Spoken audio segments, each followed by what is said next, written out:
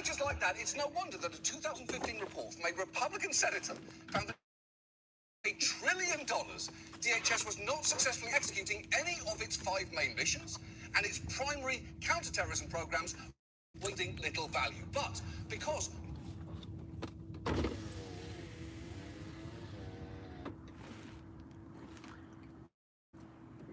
no one in power vacuum wanted to break apart something that had Homeland Security in its name, DHS remained the largest federal law enforcement agency with massive funding, sweeping welcome to Wendy's. You'll be using the Wendy's app today? I got DoorDash. There's 2. One for Corbin J and one for Patrick B. Yeah, we got them. All right, Check thank the you. other one though. Thank you. All of which brings us back to this fucking guy. Because in his first term, Trump and this sleep paralysis demon used DHS to push everything from his Muslim ban to family separation to his efforts to end DACA. But from the very start of Trump's second term, it was clear they had much bigger plans for DHS, starting with the fact Trump put one of his biggest allies, Kristi Noem, in charge of it. And even news stories about her announcement at the time contained some pretty clear hints that she was a bad choice. Tonight, President-elect Donald Trump expected to name one of his staunchest campaign supporters. Are you ready? South Dakota Governor Kristi Noem to lead the massive Department of Homeland Security. Trump once considered Noem as a potential running mate, but her star dimmed after writing in her memoir that she had shot and killed the family dog. Yeah, not great. And even Trump, who has been endowed by Satan with an ability to survive any bad press whatsoever, somehow knew that being a VP who bragged about speed-running Old Yeller is a bad move. No one wants to share a ticket with John Wilkes Booth here. In fact, Trump was so turned off by Thank you. afterwards, that's not good at all. Even you wouldn't kill a dog, and you killed everything. Just another brief window into a family dynamic that a skilled therapist would describe as cha-ching. And crucially, Noem didn't bring a lot of non-dog murdering experience to the job. She'd never worked in DHS or indeed law enforcement, but in a foreshadowing of things to come, as governor of South Dakota, she was a relentless self-promoter. And as for her state, she appeared in various job-themed costumes, including a dentist, a nurse, an electrician, a plumber, a welder, and a construction worker, selling each role with incredible charisma. South Dakota has the blueprint for success. Recently, we led the nation in new home building, but we're still growing so fast. We need to hire more builders to keep up. So I'm pitching in. Look, I know her performance is pretty flat there, but in her defense, who's going to tell her that she can't act? Not anyone who likes their dog, that's for sure. Also, I'm in a bit of a tough spot here because I refuse to comment on a woman's looks, but one of my female writers has insisted that I read something that she's written, and I also refuse to silence women's voices, so give her that. A ponytail, for practical working purposes, is intended to keep hair off the base of the neck and or out of the eyes. If you leave the front part of your hair out and keep the bottom part of your hair down loosely around your shoulders, it's not a working ponytail, it's a hairdo. And John, please do make sure that you put that second hair in air quotes, because there is just no way that Clydesdale tail is the real hair of that dog killer with a bad filler. Her words, not mine, her words. Believe women. And the thing is, Noem immediately brought to DHS that same unrelenting focus on PR, from shooting a video in the Salvadoran Secot prison while wearing a $50,000 Rolex to cosplaying as a law enforcement agent, from wearing a bulletproof vest on the streets of New York to putting on Coast Guard fatigues to dressing up like a Border Patrol agent on Fox News. And if it seems like she's got cameras with her wherever she goes, it's because she basically does. Here she is with a camera crew on the roof of an immigration detention facility outside of Chicago. And fun fact, these two men, Carl Frankovich and Juan Munoz, were protesting outside that day only to be arrested. And to hear them tell it, that seemed to have less to do with their actions and much more to do with the presence of Noem and her social media crew. Jane grabbed me and threw me down. And I was pulled to the ground and ordered arrested. It felt very much like we were just being used for this political theater. Kristi Noem was able to walk past us, surrounded by photographers, videographers, essentially just getting us in the background as she wanted by. Then look what happened. Homeland Security sent out these social media posts showing Kyle in handcuffs. This one said, "We will not allow violent activists to lay hands on our law enforcement." And they also posted this government promotional video. And there's Kyle again. He and Munoz were never charged with any crime. That's true. Despite being labeled violent activists, they were never charged with anything. So it seems they were arrested just for a photo op for Christy Nunn, which is, if I may quote her own dog's dying words, rough. But it goes way beyond optics. Nunn's been put in charge of DHS at the moment when it's experiencing an unprecedented funding surge. Trump's big, beautiful bill last summer essentially doubled DHS's funding over the next 4 years, and it's worth looking at where all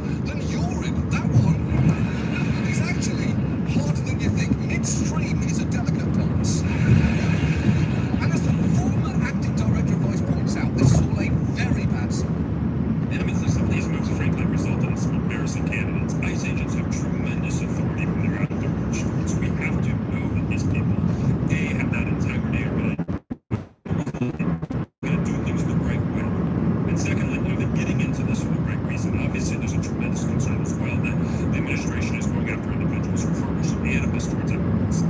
Right, because it doesn't seem unfair to assume that some might have applied for that job less out of a sense of public duty and more because they, I don't know, want to deport illegals with their absolute poise. And that concern has been compounded by a disturbing pattern of what sure seems like white nationalist dog whistles in these recruiting ads, like this post reading, "Which way American man," evoking a meme associated with this anti-Semitic book popular among neo-Nazis, and this one using the phrase, "We'll have our home again," the title of a song released by a white nationalist band popular with far-right groups like the Proud Boys. And if that connection seems at all like a stretch to you, you should know the Proud Boys themselves don't seem to think so. On the messaging app Telegram, one chapter reposted that ad next to a picture of a literal dog whistle, adding the line, "Message received." Oh, cool. Although I do have to say, the whole point of a dog whistle is almost undeniability. So saying we hear and understand your dog whistle does sort of maybe the whole agreement. But I guess that is the risk that you run when your secret master plan has to rely on some of the dumbest people alive. Now, I have to tell you, we reached out to DHS for comment and they angrily denied any dog whistles, adding, "We will not apologise for using patriotic messaging and symbolism in our advertisements." They also told us, and I quote, "One could say we are homeland maxing by removing illegal aliens and defending our borders," a sentence I genuinely feel dumber for saying out loud. So, that is where money and resources at DHS have been surging too, but the administration is also pulling resources away from other key parts of the agency. And let's start with just the reallocation of resources under ICE, because for the record, before Trump came along, deportation was not ICE's sole focus. It actually consisted of two branches, ERO, or Enforcement and Removal Operations, which handles detentions and deportations, and Homeland Security Investigations, or HSI, which is tasked with complex investigations into things like drug smuggling and human trafficking, with many of their targets not even immigrants. Diddy's case, for instance, was run by HSI agents. And many HSI officials have long wanted to be formally separated from ICE, and for obvious reasons. If you need cooperation in a human trafficking investigation, it's harder to get it from someone who thinks that you might deport them. But in Trump's second term, he has gone hard in the other direction, signing an executive order on day one, announcing enforcing immigration law would be the primary mission of HSI. And that has had real consequences, as highly trained agents who specialized in things like money laundering and counter-terrorism cases have now been sent to do things like pick up people in parking lots. Here is a guy in an HSI jacket arresting people at a Home Depot in LA last year. And that is not good, because there's probably other important stuff he was supposed to be doing that day. In the first part of last year, HSI agents worked an average of 33% fewer hours on child exploitation cases, which is just maddening. There is a reason episodes of SVU don't involve them abandoning a case halfway through, because they then have to go spend the rest of the episode harassing people outside of a fucking Lowe's. People would riot. But it's not just reallocations within ICE. Not only have CBP agents been diverted from the border, they pulled in law enforcement from outside of DHS. According to one estimate, last year, 1 in 5 US Marshals, 1 in 5 FBI agents, half of DEA agents, and over 2/3 of ATF agents had been reassigned to help handle deportations. And look, I'm not saying everything those agencies were doing was a good use of their time. For more on that, see any number of episodes of this show. But it is notable that for all Trump's justification of immigration crackdowns to fight drugs and cartels, as this former DHS intelligence official points out, that's exactly what is being deprioritized. If FBI agents are not working on drug gang task forces, then there are fewer investigations into violent street gangs and drug trafficking cartels. And with such a large contingent pulled from their duties, he says drug cartels and bad actors are watching. I am 100% certain that they are tracking that federal agents are being moved out of drug task forces and seeking to determine ways to exploit the reduced resources on those task forces. Yeah, of course cartels are going to take advantage. Drug kingpins, by and large, aren't stupid, mostly because drug kingpins who are stupid tend to spend a very short time as kingpins, and much longer as a suspicious mound of earth somewhere in the Mexican desert. It's kind of a self-editing field. And I'm still not done listing misallocations of resources, because at the same time that NOM has surged funding to some areas of DHS, she's actively starved others. For instance, CISA, which handles cybersecurity, lost roughly 1,000 staffers, more than a third of the agency, meaning it is now less equipped to do things like protect our electrical grids or secure our elections. But maybe the biggest example of a department being hamstrung is FEMA. It is the agency that handles the federal response to disasters. Many believe it never really belonged in DHS in the first place, and that its ending up there contributed to its failures during Hurricane Katrina. And if you're too young to remember Hurricane Katrina, I'm afraid you're just going to have to fuck off. Suffice to say that FEMA did not have a good Katrina. Perhaps best summed up by this entirely fair question in front of a flood-damaged apartment complex. Now, soon after Trump took office, FEMA lost about a third of its total full-time staff, and it's also been heavily impacted by a new rule across DHS, which states that every contracting grant over $100,000 must now cross NOM's desk for approval, or to put that in terms that Christy Nome can understand, 2 wristwatches. And that requirement is clearly absurd generally, but especially at FEMA, an agency that handles emergency relief that needs to get out quickly. At one point, about $17 billion in federal disaster funds for states was held up for an extra layer of review by NOM, causing unusual delays in payments. And I'd say that I can't even imagine how chaotic that process must look, but luckily I actually can, because another of NOM's South Dakota ads literally showed her as an overworked accountant with ticker tape all over the place, not exactly doing a great job. We have close to 20,000 open jobs, including accountants. So I'm filling in. South Dakota, freedom works here. Governor Nome, you didn't carry the two. Josh, kiss my ass. Got 2 orders here. Let me. What's that? The Frosties yours, right? Frosties, and then for the pulled up. I've been told to read something to you. Corbin, right? So it's this one, Corbin. There you go. Thank you so much. Do I need a photo? Real quick, let me see. Handy. Okay, we're good. Thank you so much. You have a great night. Thank you. The bride who asked for the exact same hair as the bride. Also, John, while I have your attention, maybe it's time for you to be putting a little grey in the eyebrow makeup. You're not fooling anyone. Let's be adults about this. So the whole words, she's brutally honest. Brutally honest, she's a bad person. The future is female. The thing is, NOM delaying funding approvals at FEMA has already had serious consequences. When there were deadly floods in Texas last year, 2 days after, nearly 2/3 of the calls to FEMA's disaster assistance line went unanswered. Now, I have to tell you, NOM has disputed that report, saying it's just false, and that report needs to be validified. Though I believe that sentence itself could benefit from being spell checker rated. And not for nothing, NOM's $100,000 sign-off rule meant that, according to one former FEMA official, the FEMA building itself almost had its utilities shut off last year because the bill wasn't paid. And the truth is, so far, we've been incredibly lucky that there hasn't been an even worse disaster where FEMA's problems were more fully exposed. As last year, for the first time in a decade, not a single hurricane struck the US. But our luck can only hold out for so long. Last August, over 180 FEMA employees sent a letter to Congress warning that Trump officials' actions were risking a Katrina-level disaster, which is a pretty haunting thing to hear.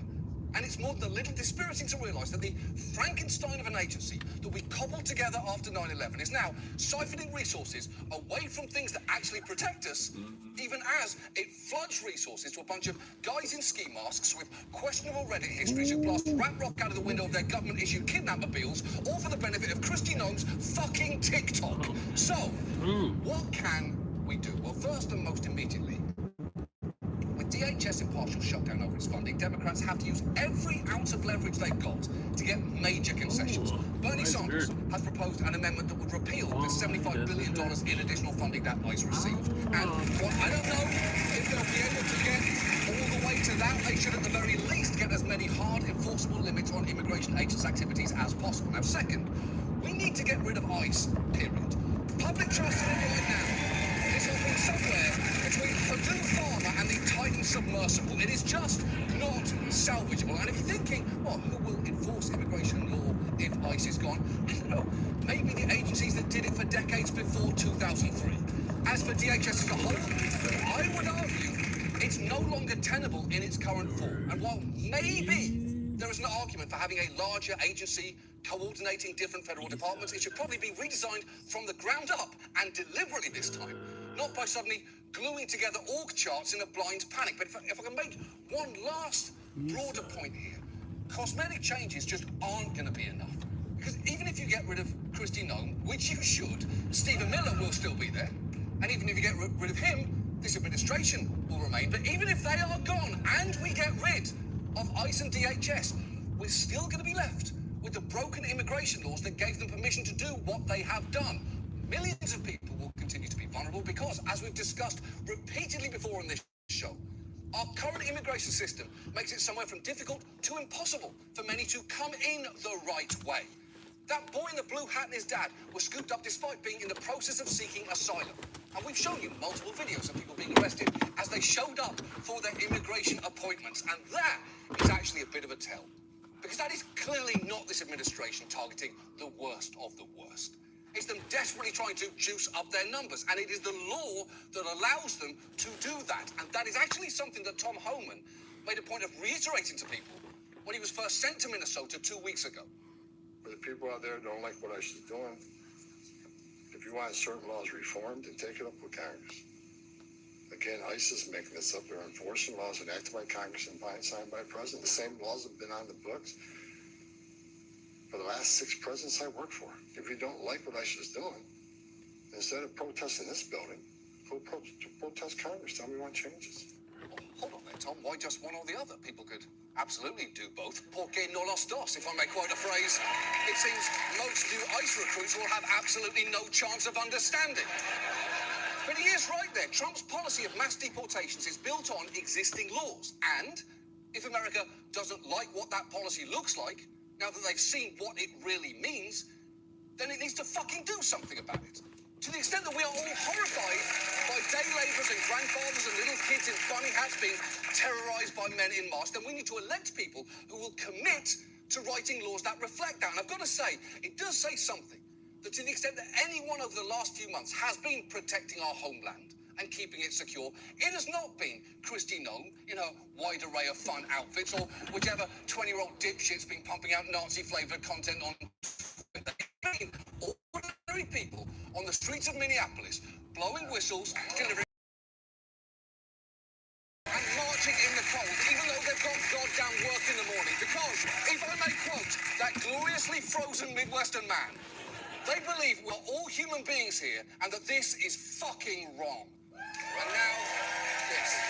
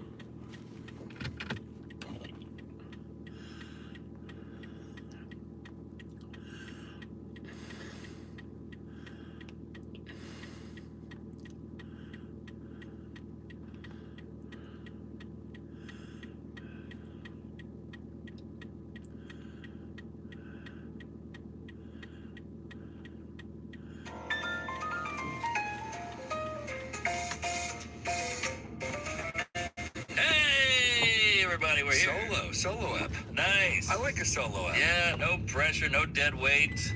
Fucking Bert, Carolla, Adam, we get it. You're comedians. No, I'm just kidding. No, it's good to. Sometimes we have shit we want to go back and forth with, and we hold it because you want to be a good host. Yes, of course. But hey, it's 28 degrees out, which feels like Hawaiian tropic. I know. It's like feeling great. I know. I love it. I walked around, got some sun on my tits. I walked a couple miles the other day. It was fucking freezing, but you throw some long johns on, you're fine. I mean, you kind of feel good after a while. Yeah, but that prick Punxsutawney Phil, he fucked us.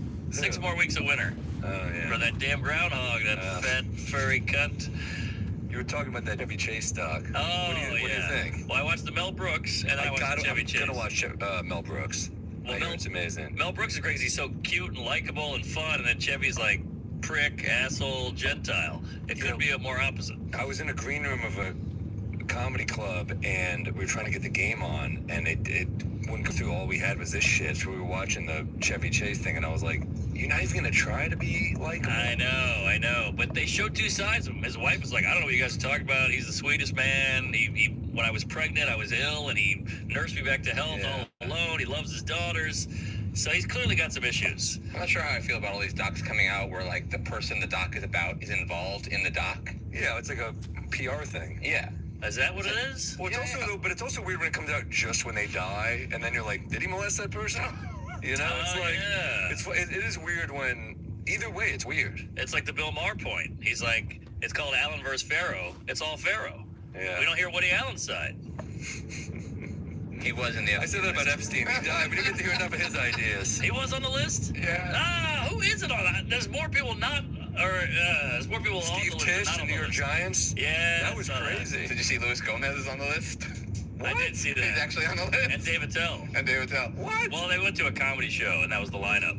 That's hilarious. Yeah, so the worst part was I heard that Lewis called him a real-ass dude. Damn, that's hilarious. Cheers. What do you got? Vodka soda, gin and tonic? What is that? What is it? Tequila soda. Oh, that's nice. That's good. Yeah, man, that's fucking. The Steve Tisch one is like, the Giants have had a rough 10 years. It's also hilarious. Did you see the thing that he wrote? The email was like, he asked if prostitutes were pros or civilians. Whoa. And he's claiming it's adults, but it's like, do you know how many whores you're banging if you're calling non-whores civilians? You're just like, oh, you're a civilian, okay. That's true. Did he do it like a draft? You know, like, I'm gonna pick her. She's got experience. Gonna get him right out of college, right out of high school. He let Saquon go, so he's not picking good whores. Tight end. Okay. But hey, wow, look at these files. My God.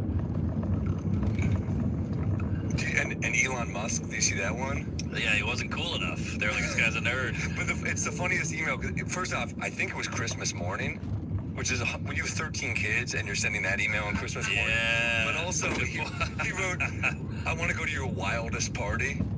Which, dude, if he didn't know, how fucking funny would that be walking into that shit? Right. That's like a comedy. You show up and you're like, oh, fuck. And then when a storm hits, you can't get out. You're just hanging out with kids. It looks just like his Christmas morning. That's true. Oh, yeah. More gifts, though. Yeah. Damn, that's crazy. Yeah, Elon didn't get the invite, which hurt, but I'm sure he's glad now. Exactly. You want to be thought of. You want to be thought of, yeah. It's like a wedding. You want to be invited to the pedophile island. You just don't want to go. Exactly. Same with a freak-off. I'd love to be invited to a freak-off. That would have been nice. Yeah, I'd like to meet Leo and Jay-Z. That would have been the fun part. Yeah. They're banging kids. We're just like, so tell me about passing on boogie nights. That must have been crazy, yeah. Yeah. I was watching your I Got the special the other night. Oh, it's cool. Fantastic. Thanks, man. And your consent bit is kind of like this. Like, sometimes I like to just get consent. Well, that is a big part of it. It's like, I think that's a lot of people's ego, right? Where, like, you just want to know the person would fuck you, and then you're like, I'm good. Completely. Especially as you get older. Oh, yeah, because you don't have to do the morning, you don't have to let her down, you don't have to finish in 2 seconds. There's only downsides, mostly. I just think of the afterwards part. Now, the older you get, you're like, there might not be a round two. So true. Let me think about, is she going to be cool to watch a movie? Is she going to be cool to, like, is it going to be like arguing, like, how about this one? No. A movie? Boy, you thought further ahead than I did. I'm like, was that a fire escape? How do I get out of here? Where's the exit? What is that, a wedding ring? Fuck.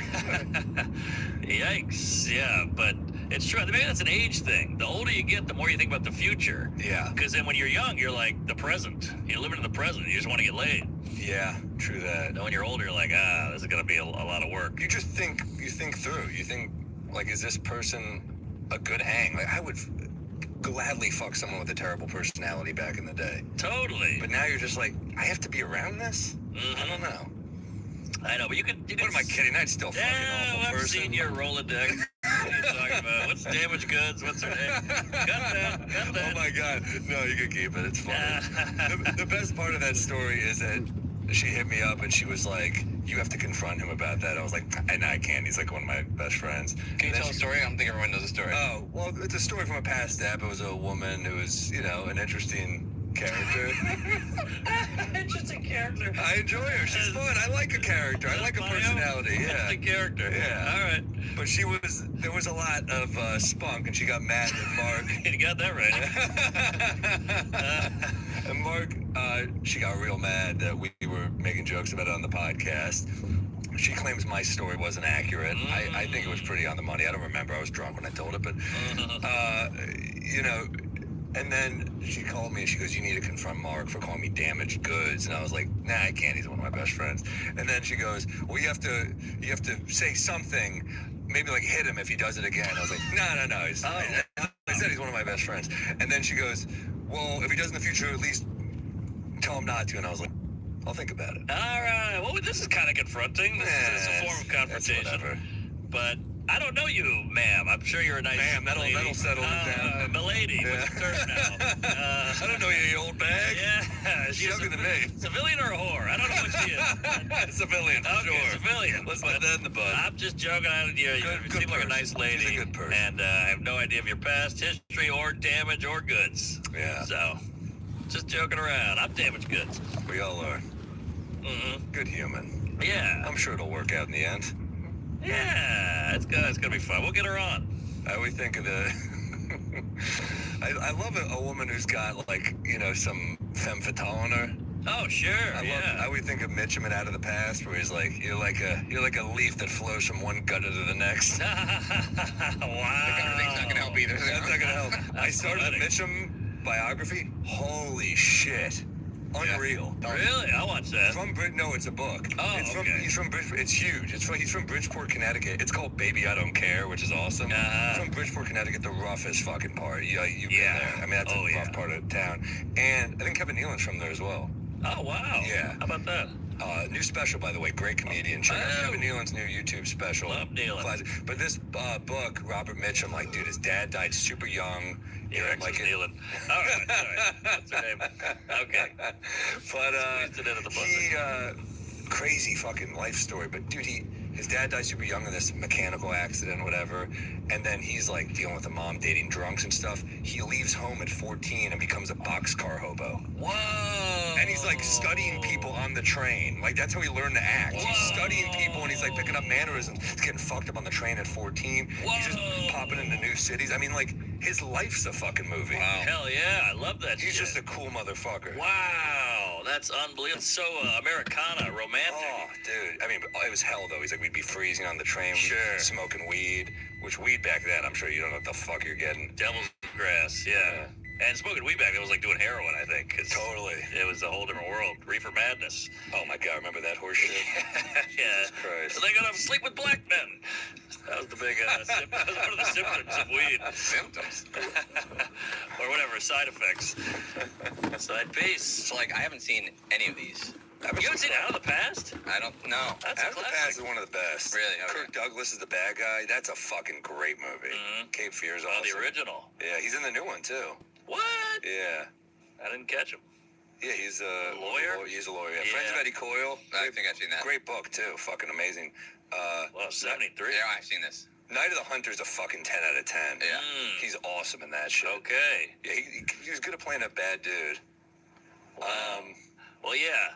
You gotta run. One good thing about the Epstein list is every comic we know has an Epstein joke, and you're like, it was 7 years ago. Is this? And then a new file comes out, and you're like, my joke's relevant again. And that's how selfish comedians are. And it's a great topic because it's like relationship bits where like, people are gonna connect with it. Right, yeah. It's like everyone's aware of it. No one's pro-pedo. Right. Well, I guess a few people on that list, but most people are not. And no one's going to admit it, so you laugh. You pretend. Those guys probably laugh even like, it's a good one. Yeah, they laugh the hardest. Hope that email doesn't come out.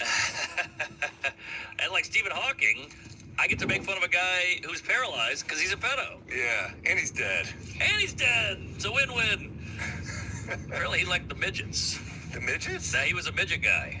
That's nice. I guess, As long as they're of age. Well, I don't know. I don't know about that. I guess from behind, you can't really tell. Maybe the pubes. Yeah, but...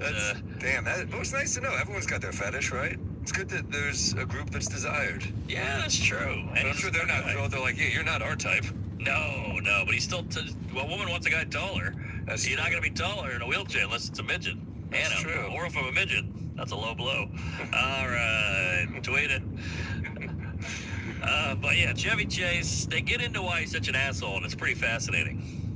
Yeah, give me some. Well, he was beaten as a child, beaten quite badly. That'll do it. Yeah, and he's like, he confesses, he's like, I'm wildly insecure, so when someone comes at me, I go at them times 10. I got a short fuse, I'm crazy. Interesting. Yeah, so. But he was just such a prick. He was a prick, and I never was a huge Chase guy. Me neither. To me, he like fell down, which that wasn't my favorite kind of comedy. It was cartoonish. Yeah.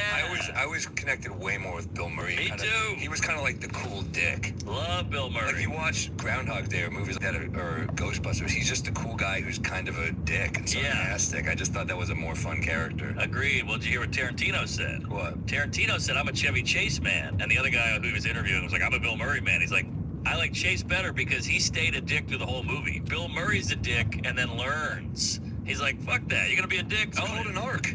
It's an arc. I don't mean a fucking, Arc Norman. Tarantino, I think he understands movies, but I think an arc is, I was watching As Good as It Gets the other day. I love that he doesn't totally soften, but he softens like just enough. Yes. He's still a dick, but he becomes a little nicer. You need a fucking arc. Yeah, you need a resolution. It's a movie here. So that was Tarantino's take. So which one do you put higher on, like, the pantheon being like, oh, this guy had the better movies? I would say Chase opened, Christmas Vacation, Regular Vacation, and Caddyshack are lights Hall out. of Fame. Unreal. For sure. Fletch, I'll give you Fletch. Fletch is good. Honorable Better than, mention. like, Rushmore. Well, hold on. But Bill Murray had great ones too. Ghostbusters, What About Bob, Groundhog Day, Stripes, Caddyshack. I'll give you another underrated Bill Murray, Quick Change. Quick Change is great. Underrated. Well, my point is Bill Murray kept going, whereas Chevy Chase went into like Cops and Robertsons, Man of the House, Foul Play. He had some real stinkeroos towards the end. Where Bill Murray kept going, he kind of reinvented with Rushmore, Broken Flowers. Lost in Translation. Yeah. Not to mention all the Wes Anderson shit. Yeah, exactly. Tenenbaums. Rushmore, yeah, Tenenbaums. He's great. Hey, Coltrane. I love the bank robbery movie, dude. Yeah, this is a great one. That's great. That's New York, too. 80s New York. Yeah. Wasn't Randy Quaid, too, in that? Yeah, that's right. Randy Quaid's all over shit. Yeah, he's good. Yeah, I was watching, dude, he's in so many movies, you forget. He just...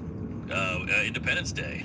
Yeah, fucking Last Detail with Nicholson. Oh, yeah. The Last Picture Show. I didn't fucking even... He's underrated funny, and he kind of went nuts. He went like QAnon. Yeah, he went a little nutty. Yeah. Some people go nutty. Yeah. You're around long enough, you're going to see some people really... I had a thought. Finally. Me here. All right, hit me. Like sometimes there's people in your life you write off eventually. You're like, I just can't be around them anymore. Yeah. They just went nuts. Or you have them around in like a big group. Yes. Like, I can't handle him one-on-one. I'm having people over. Invite this guy. The like, buffer. You know he's gonna drink too much. You know he's gonna be annoying. But you throw in some other, but then you see people and they're just like, what happened to that guy? I'm like, sorry about that. I mean, you throw a pick for me in that conversation. Right. But then I had a realization, I'm that somebody for somebody else. You're that somebody for somebody else. People are like, I can't be around Mark anymore. It's too bad. Right. That's why we were old Ari's wedding. That was our hang, I guess. Yeah. He was. He disappears. There's a built-in buffer because the whole wedding people. Yeah, dude. No, it's There's truth to that for sure. I mean, people do. A lot of it's booze. Or a lot of people I know that are hard. They just can't handle their liquor and they don't know when to stop drinking. Yeah, but now I think it used to be booze and it shifted to politics. That's true. Now people are like, but sometimes you get a combination. That's true. Yeah, which is the worst. But some people go hard this way, some go hard that way. It's more on social media, though. I think that, like, if you're coming over to watch a game, it's more like you agree to not do that. Agreed, yeah. It's less face-to-face, I think. Yeah, but I guess we're so online that politics seem like reality. I mean, I'm sorry, social media seems like reality. Totally. But there's the flip side of that, too, where you're somebody's, don't invite that guy, but also that guy might have changed and said, don't invite that guy. You didn't change, they changed, and so you're not the crazy one. They kind of went crazy, so they wrote you off. Does that make sense? Oh, I'll tell you one, too. Some people, they get a little success, they become so fucking insufferable. I was supposed to do a benefit with a good friend of ours. It won't be named, but he's a pretty good friend of ours. And I heard that some comic said she wouldn't do the show because she goes, he's a Nazi. And I was like, well, I'm friends with him. Oh, wow. I don't think I'd be friends with a Nazi. Yeah, good point. And I was like, no, he's not. And she goes, I'm not doing any bad. I'm like, he's doing a charity thing. Yeah, right. You know, it's like, it was one of the things where I was like, what? A Nazi. And also, the left's got to stop calling people Nazis, and the right's got to stop calling people domestic terrorists.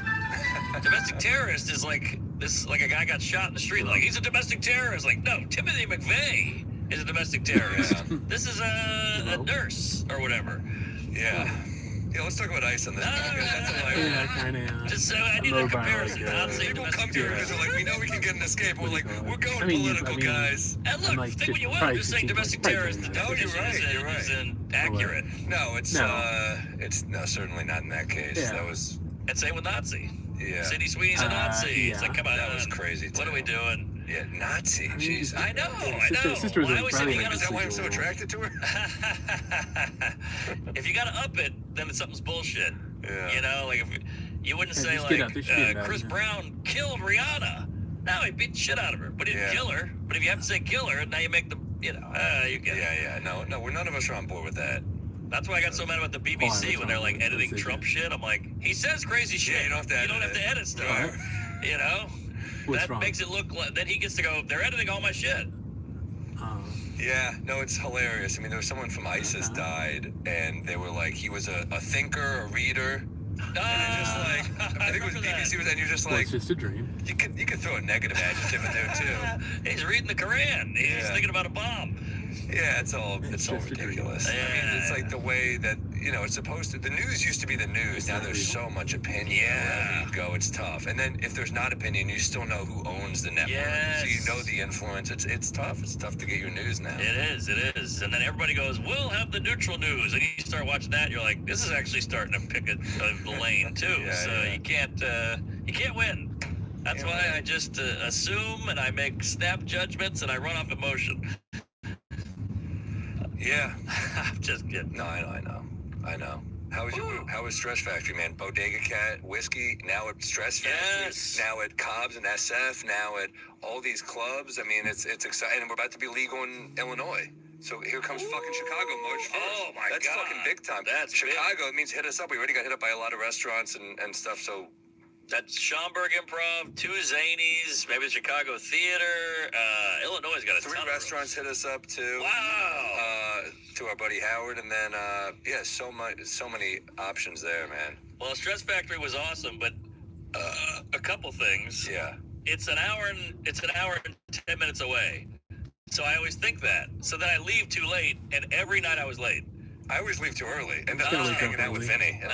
This is even worse. I'd rather be late. Yeah, I love Vinny. He's a fun guy. We had a great talk. He wouldn't let me leave, but so I was late. So you're like, oh, you're late. So then he's like, I'll go up and do some time. Exactly. Oh boy, which happened. You've really fucked your audience on that one. He's doing crowd work now, and he's like, what was that? I know he's deaf in one ear, but he won't hear this. But he had You'll hear it in his right ear. He had a great line though. He does at the end of the night where he's like, he goes back up after I'm done, And he goes, all right, guys, a couple announcements. And a guy gets up and he goes, sir, I'm doing announcements. That's so rude. Sit down. The guy goes, I got to pee. He goes, I'll be 2 seconds. Just sit down. The guy's like, all right. The guy goes back to his seat, sits down, and goes, so, if you have to go to the restroom, now's the time. That's great. Great gag. Worked every night. He's got some great stories. He does. Hedberg stories, Geraldo stories. He's seen it all. Yeah, geez, Geraldo. He died in the club. Next door. Oh, brutal. Crazy. I think about that every time. Legend. But yeah, it's some real townies in there. Like, you want to go do America. Go do the fucking Shreds Factory. New Brunswick? Oh, yeah. You got some real... It's Rutgers. It was like a J6 out there. I mean, it was wild. But great crowds, great time, not offended by anything. But here's the clinker. Yeah. So my Beamer, as you know, famously broke down on the New Jersey Turnpike last year. A guy let me house it at his house. My mechanic went over to that guy's house, got the car, fixed it. It took weeks and weeks. And he goes, all right, I got to get your car off my shop lot here.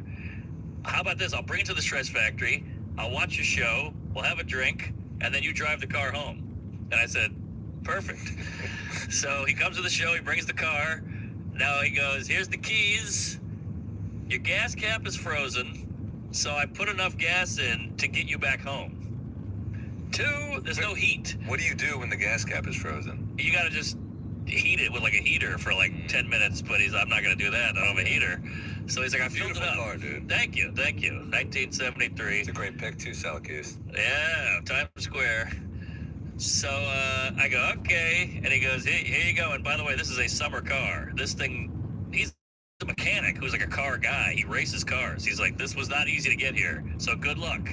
So I was like, oh, okay. So we do the 2 shows. I'm drinking heavily, whatever, putting them back. Take a big photo, drink. By now it's like 1 a.m. Vinny tells 4 stories. Now it's 1:30, and I'm like, oh no, I gotta bring the car back. I forgot. So Vinny's like, I'll drive you back. He just keeps talking. You're like, fuck. So now I'm shit-faced. Yeah. The car's, he's like, it's gonna take 10 minutes just to start it because it's so cold out. You gotta like run it. Fuck. Then he's like, but don't use all the gas when you're starting it, you know? And then he's like, and there's no heat. So I had to get a blanket from the Shreds Factory. I'm wearing gloves. I'm in the car. I'm in a garage at like 2 a.m. drunk, like, just. And you're alone. I'm alone, just letting it run. And, you know, it's a long stretch back on that turnpike, all alone in the dark. And just to cap it all off, I have no insurance, no, what do you call that? Registration. So I'm riding dirty. So I'm drunk, I'm riding dirty, and it's 2 degrees outside. I've got a blanket and gloves on, and my teeth are chattering. And picture you turning the keys and it explodes like in Casino. I wish. That would have been easier. You would have some heat. Yes. So I get that puppy on the road, and it was a long, shaky ride back to New York City. So now do you at all regret getting this since you can't really drive it? Nah, because in the summer, I mean, that thing on the West Side Highway with the wind in your hair, there's nothing better. But what's the airbag situation? No airbag, no seatbelts, and no power steering. Yeah, this is what I wish would have happened. That's what Norman was wearing, too. Is it a pink bomber? Oh, man. Oh, yeah. That's good. I was so pink, Sam almost drank me. But, yeah, I got home at like 3:30 in the morning, just like, trucks are like, rah, rah, get off the road, asshole. And finally pull that thing in a lot, and you like pull your hands off the wheel and like frozen to the wheel. Oh. Yeah, no heat in there. No heat. Brutal. And if I know, Mark, no plates, no insurance. Yeah, I said all this. I said no heat, no plate, no insurance, no registration. No, I mean, it's insane. Yeah, so, I got it. We're going for overstatement. I got going for the, really bring it home there. I get it. For video. Yeah. And then, I finally get home, and the wife's like, how'd it go? And I'm like, good, I made it. She was like, all right. So, the car is safe. That's cool, man. I had a crazy thing happen to me yesterday. So, I play in this comics basketball league every Sunday when I'm home. Our boy JP McDade, we're playing a game. Goes up, drives to the hoop, ruptures his fucking patella. Ooh, like patella, what's that? This knee is like, it's looking bad. It's one of like, I watch enough basketball. We're getting older, that's fucking bad.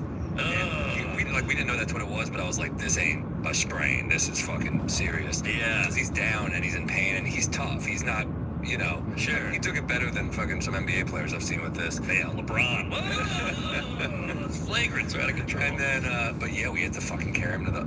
Jeff Cerulli, thank God, drives us to the ER. Whoa. To the hospital. He's gonna have to get surgery, man. It's fucking serious. And JP's 6'6". I feel like his head's out. Might be in his story. Oh, okay. His head's out one side of the window. His legs are out the other side of the window. That's the word. The best part is he's down on the ground and someone's like, someone get ice from the bodega. One of the comics runs out, grabs ice from the fucking sidewalk. Oh, like actual hilarious. ice. We're like, no, that's not. It's just melts. Oh man, look at Sam looking like the angel of death right here. God damn, he's about to take his soul.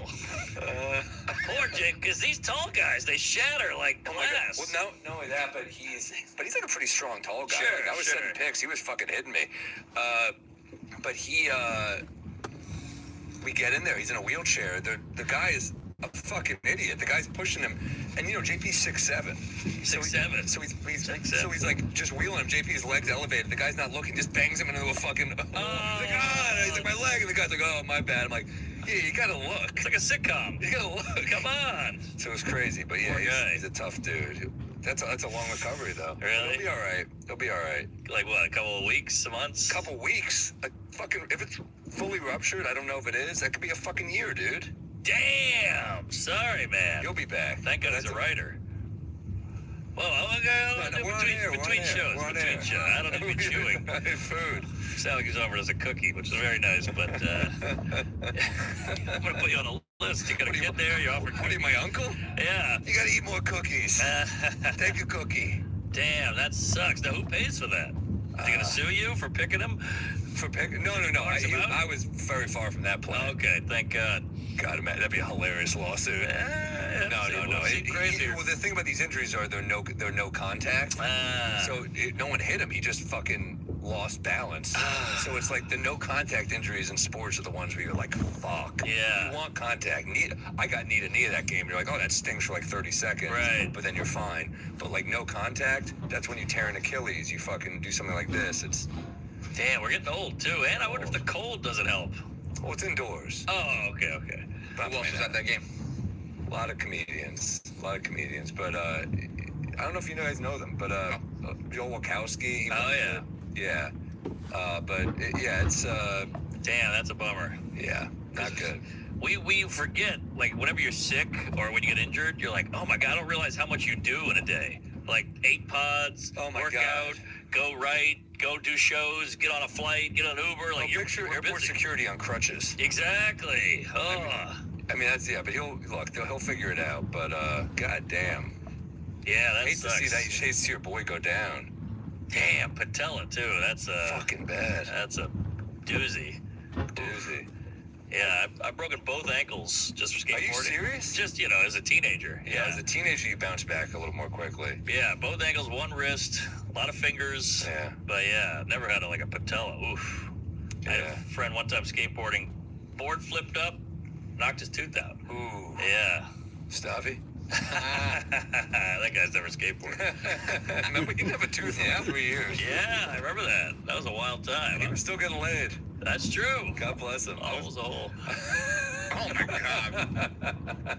Wow, look at that. Yeah, I think there was a point where he was like, I'm going to ride this out. This is kind of going to be my thing. I remember he walked into a club once, and I was with a friend of mine, and she's very attractive, and she goes, there's something really sexy about it. Whoa. I was like, She goes, he just doesn't give a fuck. Whoa. Yeah. I was like, you should see my apartment. So we haven't had a solo in a while. Do you guys working on any bits?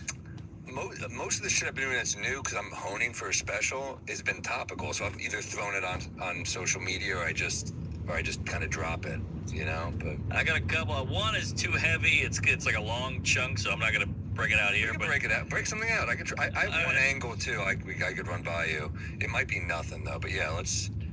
All right, I got this. This one's a little lighter, but getting older, stopped doing drugs really.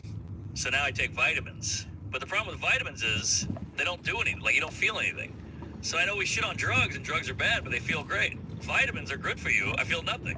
So this is like a big bummer.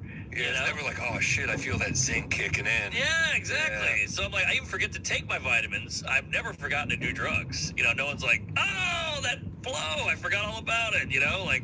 And no one goes to rehab for vitamins because you don't have to. They're not fun. And just like annoying. It's like flossing. It's annoying to take your vitamins. It's like, oh yeah, I got to do that. Yeah. You never feel that way with drugs. You're never like, I guess I got to do some coke. Exactly.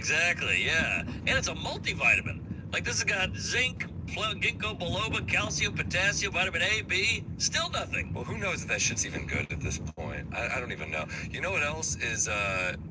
They had Flintstones vitamins for kids. Oh, yeah. So kids would take them. You'd never see, like, ecstasy shaped like a fucking X-Men or something. Oh, yeah. I don't know if that's an angle. Well, then the big ending is, like, vitamins are like a crypto guy. I'm like, how do you make money? I never see you work. But then vitamins are like an immigrant. They're illegal, but they fucking work. And that part's hitting. But, they should make vitamins feel good or something. It's weird that the one that's good for you has no upside. Like it's like a religion. You gotta have faith. Yes, that's been done though. That's been done. I think Attell or Marin, one of them had a bit like where it's like you have to pray, or it's like prayer. I think it's like prayer doesn't work. It was Marin. Marin was like I mock prayer, but I take vitamins. There's no proof of that. I think so. I just steer clear of that angle, but I remember opening for him in like 2011, and he was doing that. I was like, that's a good bit. That's funny. Yeah. So I'm working on it, and part of it's hitting. I've never sucked dick for zinc. Yada. Zinc's a funny sound. Zinc is funny. You got that C at the end. That's a nice. Yeah, omega-3s. Yeah, there's a lot of. It is funny how you get excited for certain vitamins though as you get older, and like the same way you get excited for drugs when you were younger. That's how you know we're getting older. Mm-hmm. You're like, ooh, glutathione. This is kind of cool. Right. Yeah, vitamins, you want it to be stepped on. Like, I'm reading a multi, and I'm like, oh, this is in there, too? Hey, where drugs, you're like, there's no fentanyl in here, huh? Yeah, maybe that could be something. There's something there. There's something there for sure. I got one I'll run by. Hit me. Let me see if I had a couple ideas. A lot of these are just trash, though. Heads up. What do I have? I'm going through the old emails. Email? Who the hell are you sending these to? To myself. Ah. You don't do that? Nah, I do the notes. Let's see what I got. I do both, but I just like to have it everywhere. Let's see what I got. Fuck. I don't have this down the way I wanted it. But let me see. Yeah, I'll find it. All right. I was gonna just say to the folks at home, watch the Mel Brooks doc. Oh, I hear it's fucking unbelievable. It's great. Judd made it. Who just did this? Judd has found this is his thing. She's the doc guy, the comedy doc guy. Shandling, Mel Brooks. He got a Norm one coming out. He did another one, I think. Here's the angle I have, and it's not this. I might have to flip it. Something's off. I'll try maybe tonight. Like how comedians, we live in our heads, and you listen to the voice in your head. It guides you. Like we're kind of like, if you think about it, we kind of do the same thing mass shooters do. You listen to the voices in your head, and it guides you to do your thing for a big crowd. You know what I mean? Oh, that's good. So it's like really it's the same technique. We're just not hurting people, We both have notebooks. They call theirs manifestos. Hey, I like this. We're both societal outcasts, both got bullied in school, and for both of us, this is kind of our way of making things right.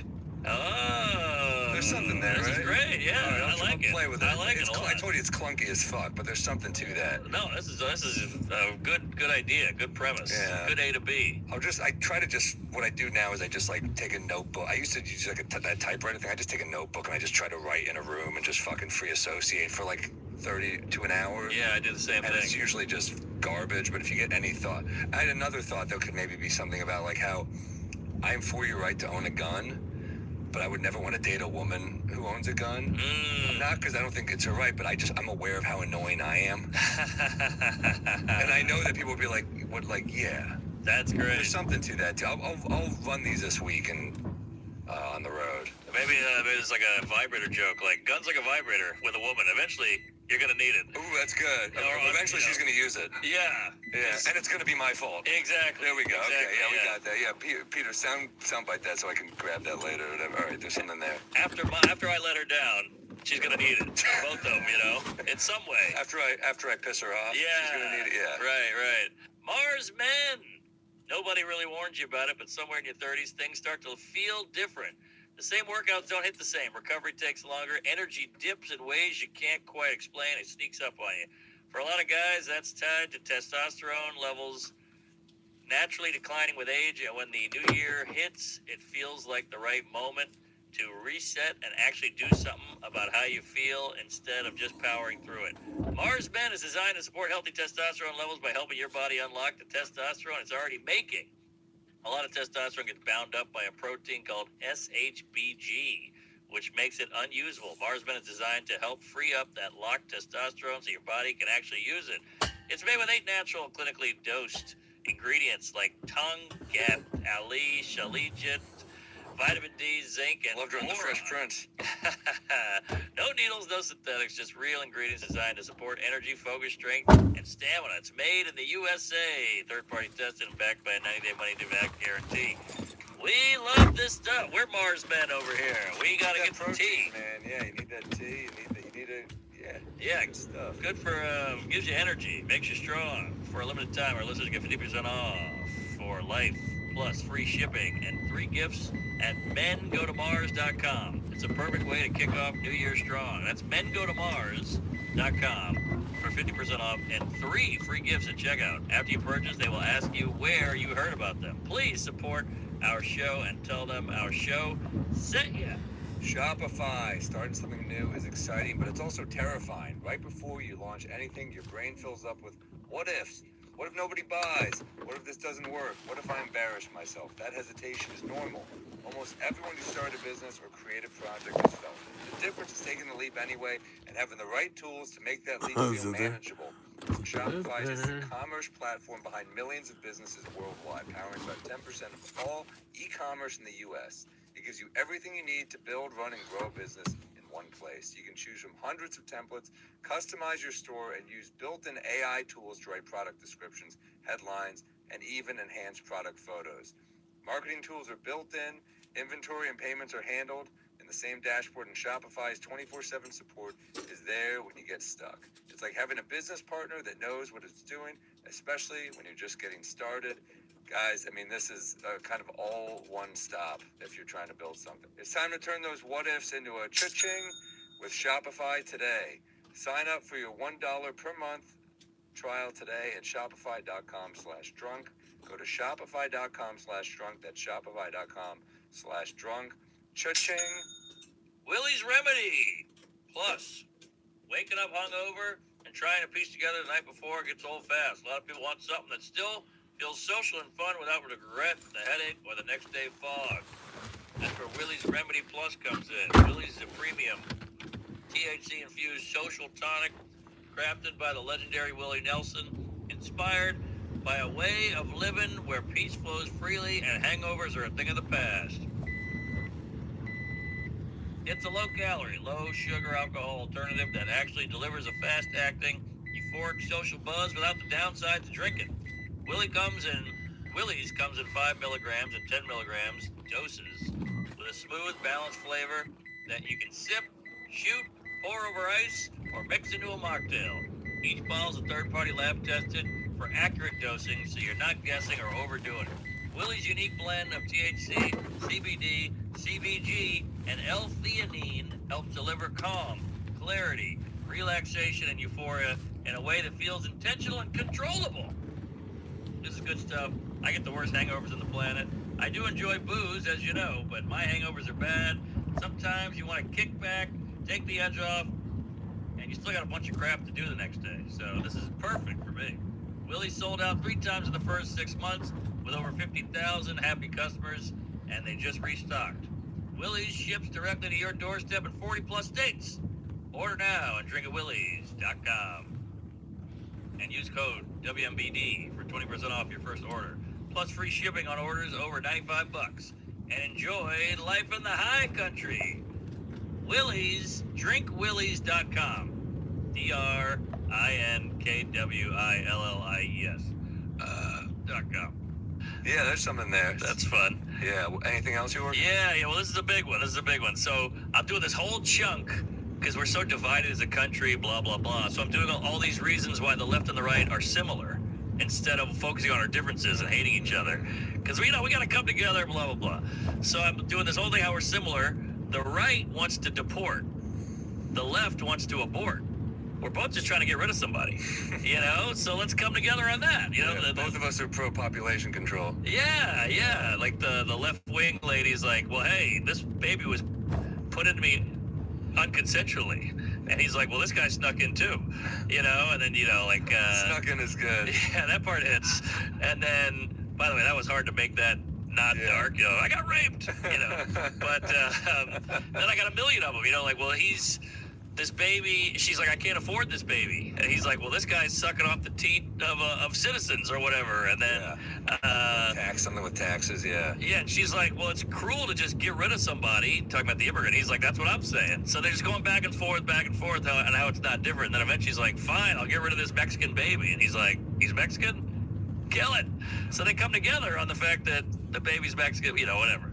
But I got a bunch of back and forths on that. There's a lot of common ground there. Yeah. And I like bits where you're like bringing people, you're like, oh, we have more in common than you thought. Yeah, no one's going that angle. Everything now is like, fuck the right, fuck the left on either side. Do you have any others for that, or is it just the immigration abortion thing? I got this thing about how the extreme right is like, hey, we'll draw a swastika on a synagogue, and the extreme left's like, just do it on a Cybertruck. We're not that different. And the extreme left is like, genitalia does not define your gender, and the extreme right's like, Michelle Obama's got a dick. So, if you look at it, we're kind of a horseshoe. Yeah. Interesting, yeah. These are ideas. As long as she doesn't play in any sports leagues, should be fine. But no, there's a lot there. I think you got to run with that. That's great. Oh, thanks. A lot there. Thanks, yeah, but it's abortion and ICE in one bit, so I'm fucking tightrope walking. That'll excite people too. Topical, you always get more leeway with topical. Right. I found. Oh, for sure. But yeah, that's good stuff. I want to see if I wrote down any other shit that's got any legs here. I feel like most of my shits I'm just honing right now.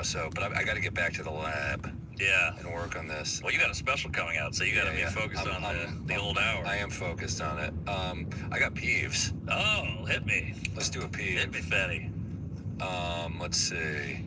I got... You know what, actually? We do a lot of peeves. Let me do an up? Should I do a shout toast? Out? What do you call it? Toast. Hit me with a toast. Honesty in social situations, like avoiding small talk. I was in the elevator today. I get in. There's two women. And they just kind of froze when I walked in. And I was kind of like, all right. And then she goes, we froze because we were talking about how much you bleed out of your vagina after pregnancy. And I was kind of like, I like that. Yeah, I like that that you too. told me that. I like that there was because it's usually the weather, which is, it's fine. I'm not like mad at the small talk, but bleeding out of the vagina, I've never had that conversation with strangers in an elevator. I love it. And then as they walked out, I said, resume. And we all got a thumbs up. It was a nice moment. That's great. Good for you, ladies. And look, we're not grossed out by that. No, not at all. Yeah. I'll still go down there. Sure. That's what I told her. I'll still go down there.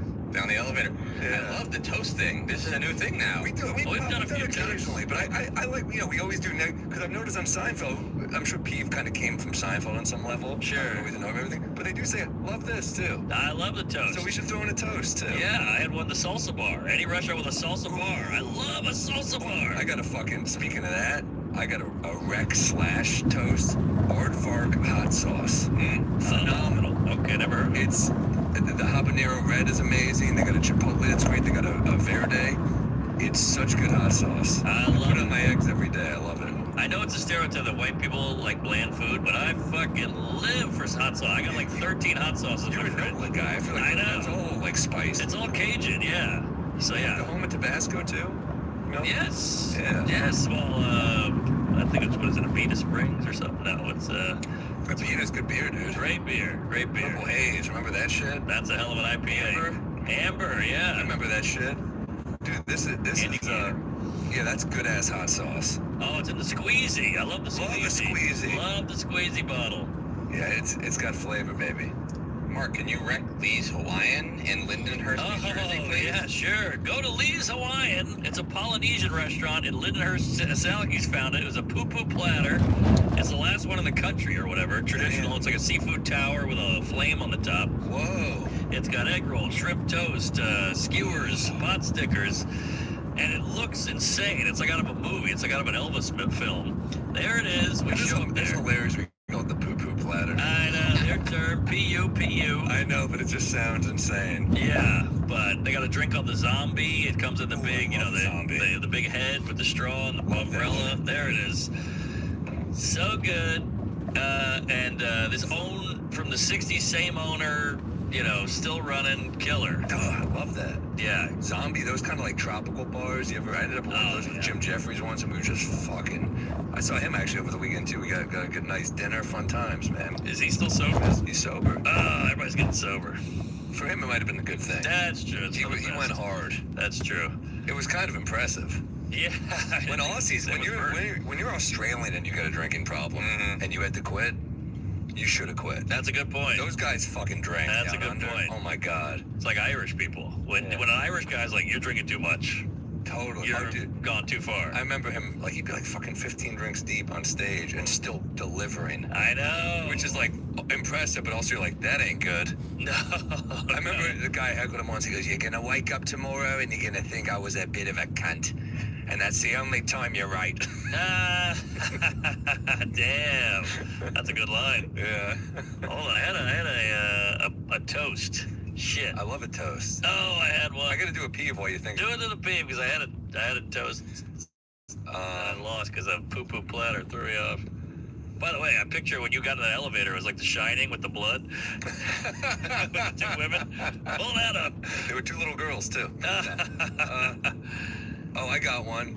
Restaurants close from weird hours, like 2 to 4. So I gotta eat lunch at 1:30 or fucking. That's crazy. 4:15. That's crazy. I don't like weird hours. I don't either because we're comedians. We have weird hours. Yeah. So we're not gonna be in the traditional time zone area. Also, it closed for places closed for an hour and a half. You're like, an hour and a half. Yeah. Was it intermission? Yeah. Come on, get your fucking oven on. That pisses me off. Yeah, I'm with you. What do you got? I can't remember it. You said it when you said the. What was your toast? Oh, the honest. The avoidance of small talk and having like an actual thing. Because it's more entertaining. You have an actual moment. And it's, I don't know. I guess you risk offending the person, but also like, you're not going to offend me. Oh, I got the peeve. I got it back. Thank you. What do you got? All right, this should be a crime, but this is beyond peeve. Pedophilia. Well, that I'm okay with. But this is worse than pedophilia. Yeah. These cunts, these sick, twisted, cum-guzzling Nazis, domestic terrorists who do the, hey, you made a reservation. If you don't oblige it, you get $50 charge. This is a new thing in the world. Yeah. This Resi thing, where if you don't show up to your reservation, they charge you $50. Very fucked up. But here's the counter to that. Okay. What do they do if people just don't show up? Then now you're at a table. Okay, but what if you go, sorry, I'm not going to show up? That was my counter, because we made a reservation. Well, then we go, okay, what's the window? I'll give you the situation. This is now, you're bringing up a good point, because this is now, we don't get the same leeway. Like, I'll give you an example. I'm in D.C. a few weeks ago, and I call an Uber. There's a 10-minute wait in an Uber. That's annoying, right? But you're like, all right, 10 minutes, I'll wait. At 1 minute, the guy just cancels on me. If I do that, they charge me. Agreed. Why doesn't it work both ways? Yes, because they have all the power. We have no leverage. Not to mention, you try to complain these days. It's fucking impossible. I had Postmates. I ordered in food the other night, and I'm not ordering in when it's super cold out because I feel guilty. I'll go out and get shit. But when it was like a regular whatever, I order in food. Hour 45 minutes later, I'm like, where is this shit? I don't want the food now. It's gonna be cold. It's been laying around. Right. And there's just no response. Right. I was like, well, I gotta talk to someone. And you get this fucking AI shit now. Yeah. Where they're just like, I empathize with your problem. Like, I don't give a fuck if you empathize with it. Give me a New York robot. Give me a New York robot who's like, that's fucked up. Let me find this right now. Yeah, I'm bleeding. I hate this AI robot shit. I hate it too, but it's easy for them because you ever tried to call Uber? It's impossible. Like, they don't employ people. They don't employ people. They're making so much fucking money. So you got to do like the AI app where you're texting with a guy and it's not a real guy and they're like, we're so sorry, but yeah, like I I left my phone in Uber. I'm like, hey, can I get the answer to the Uber guy? I need the phone number for the guy who last drove me. And they're like, beep, boop, beep. We'll see what we can do. And I'm like, the guy's leaving. We're wasting time. Dude, it's crazy. So I'm with you on that. If it's like a mom and pop restaurant, you feel guilty people canceling. And now, you know, it's Saturday nights when they make their buck. So that's the one where I'm like, all right, I'm pro restaurant. I'm against these big fucking apps who are like, and by the way, Uber owns all this shit. They own Postmates. They own Uber Eats. Oh, really? You're just like, oh, I'll switch to another. Like, no, Uber owns that too. Well, here's the scenario.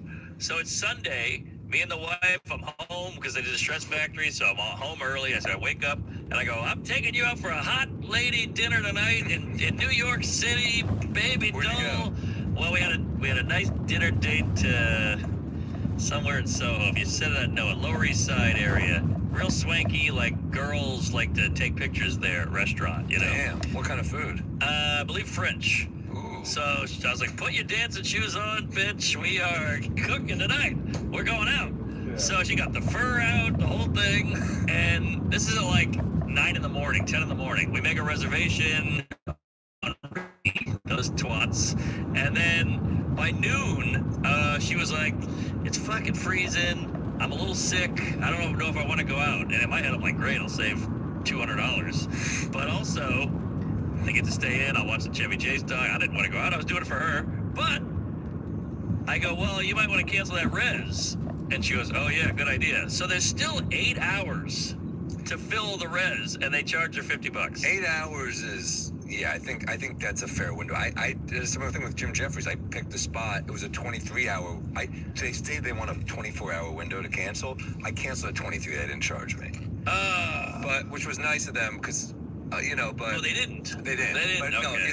he brought a friend of his, and they picked some fancy restaurant in Soho, some Indian place. It was Right. fucking unreal. Oh, okay. Some really good spot, But now we spent half the day like calling people that we know. Like, do you want to fill this reservation? It's a really nice restaurant. And they were like, oh, I can't. I'm out of town. Whatever. So we're trying to fill it to save the 50. I didn't buy Taylor Swift tickets. I mean, Jesus Christ, I'm trying to get dinner. I know, Crazy. exactly. No, So- it is crazy. But that used to not be a thing, right? No. It's my chips and salsa, my hotel, my deluxe burger. Add that to the list. The reservation now. They squeeze you. Everybody's They squeezing squeeze you. you. Well, it's not the restaurant. It's Resi, right? Sure. So, but I guess I don't know. Who knows? Where does that money go? Does it go to the restaurant or does it go to Resi? I bet it's split. Oh, yeah. So they're not going to push back on it because they're making a couple bucks for doing zero work. Sometimes you just call the place and you're like, well, they're okay with it, and then you can get out of it. Oh, I You know, call like the restaurant. if you call like Amex or something, and they're cool with you waiving this. And Oh, they call- really? Yeah, I guess. Oh, I never thought to do that. Call Amex. Yeah. Oh. You know what domestic terrorists I really hate? Are the guys who like overpack their cigarettes. This thing, they just hit it over and over again. Oh, that bothers you?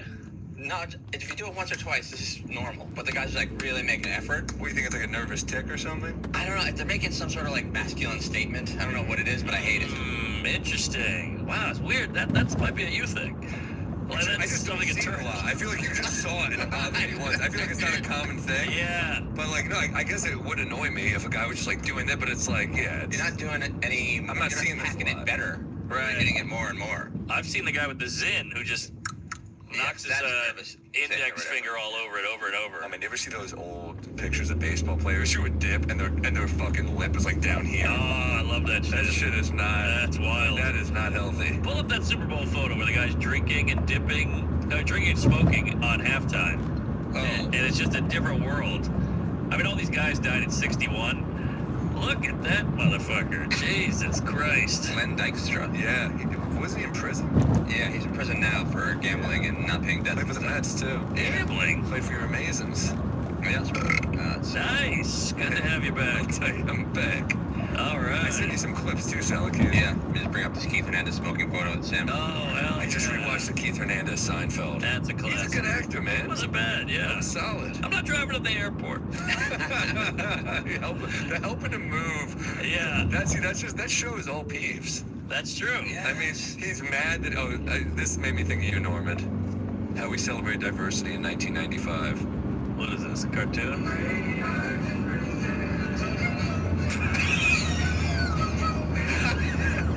Oh my god. Oh my god. This is not real. This is too funny. Can I get you tacos? I think the animation is real, but the lyrics, it goes ooga booga. I mean, there's no way that's real. It was the 90s, dude. Wow. Well, bring it back. I guess how you get away with racism. You're like, isn't this beautiful? Yeah. And then you just show ugly stereotypes. Right. Wow. Ooga booga is crazy. Ooga booga is crazy. That's wild. That's fucking bad. It's a whole continent, too. These three guys represent South Africa, East Africa, Nairobi, Kenya. Those little kids like, isn't acceptance great? Egypt is in Africa, by the way. That's hilarious. Three guys.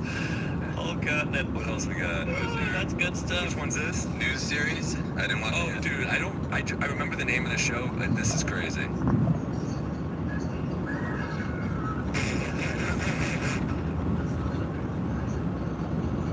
Is that Gary Busey's son? Yep. Yeah. Oh, wow.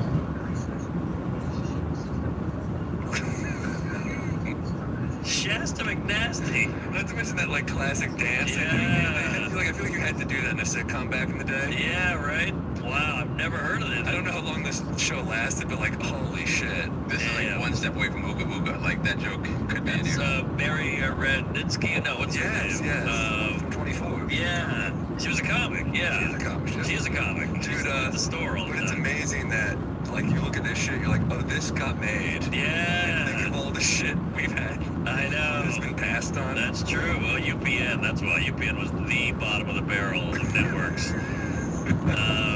What does Shasta McNasty mean? What is it? I assume he's a rapper. These are his buddies or something. There's Jeff Ross is in it. Vern Troyer's in it. Whoa. Rice Club. Marissa Rice Club. What's that lady's name? Oh. She's an LA comic. She's funny. Mary Lynn, Mary Lynn Rice Club. Yeah, Yeah, that's funny. it. I like Yeah, her. she's good. Wow, She's great on Shasta. 24. Oh yeah. Oh yeah. And I think Janine was on that. Yes. Garofalo. Damn. Okay, this one, have you seen this shit? This Boy, one. you got quite a. I had three locked and loaded. 'Cause they're also from like previous episodes, but we just had shit to talk about. You ready?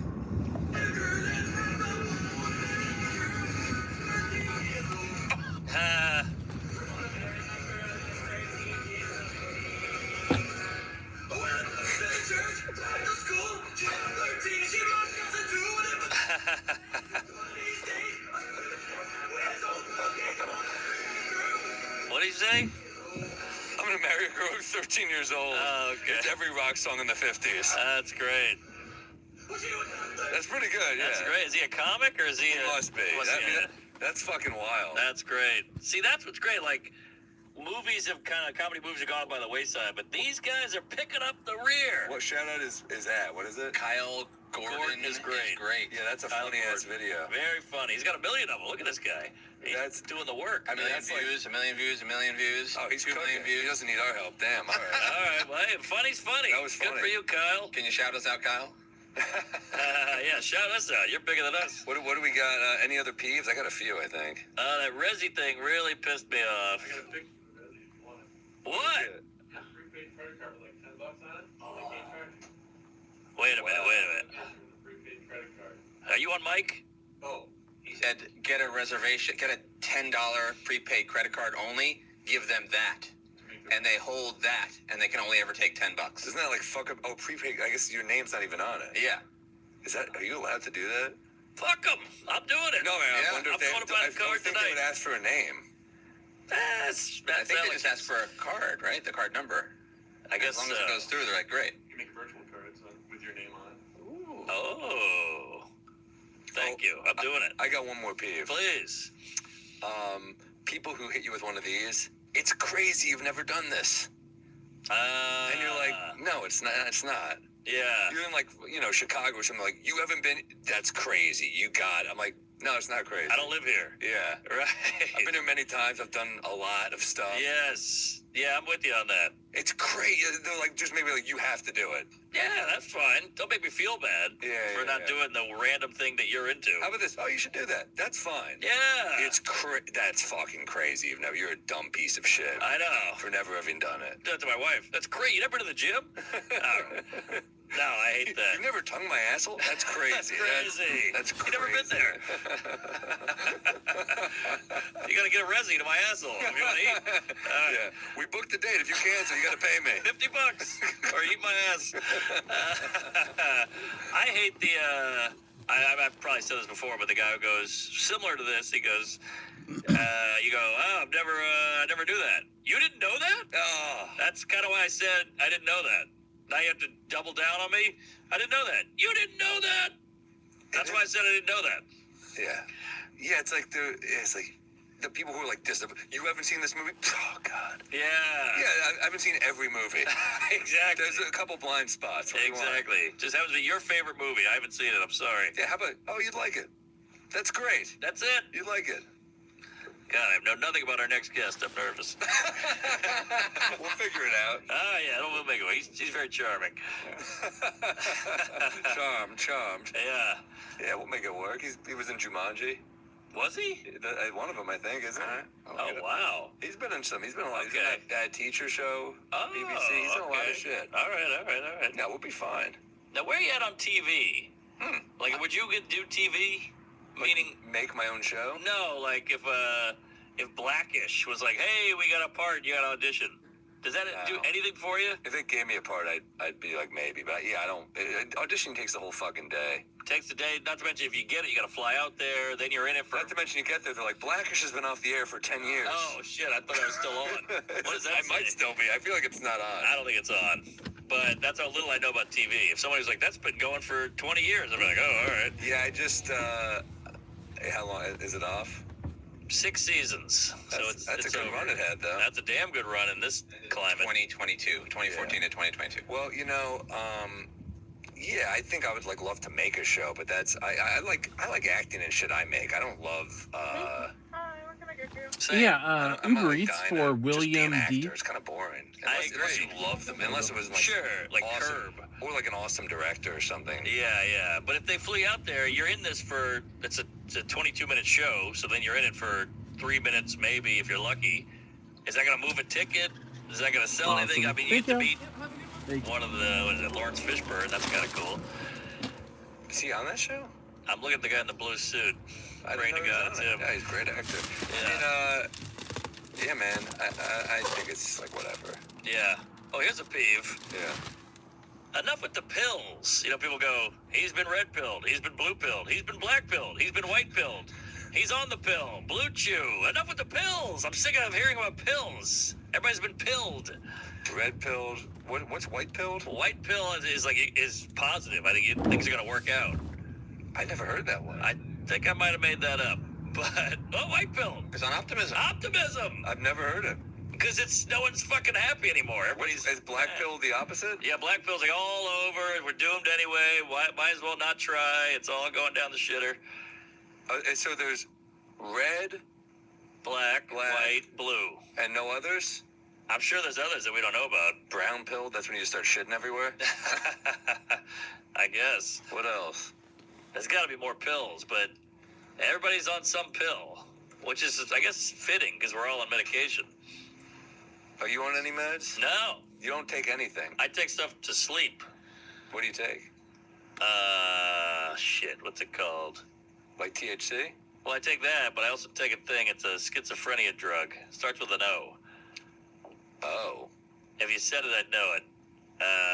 Okay, sorry, I'm looking at what pills? What are there other pills? I think I got all the pills. Yeah. But aren't you glad you don't? I know guys who wake up, take Adderall, then they take an anti-anxiety, whatever. Then they take shit to go to bed. It's like to come down off the Adderall. Yeah, it's me without the middle stuff.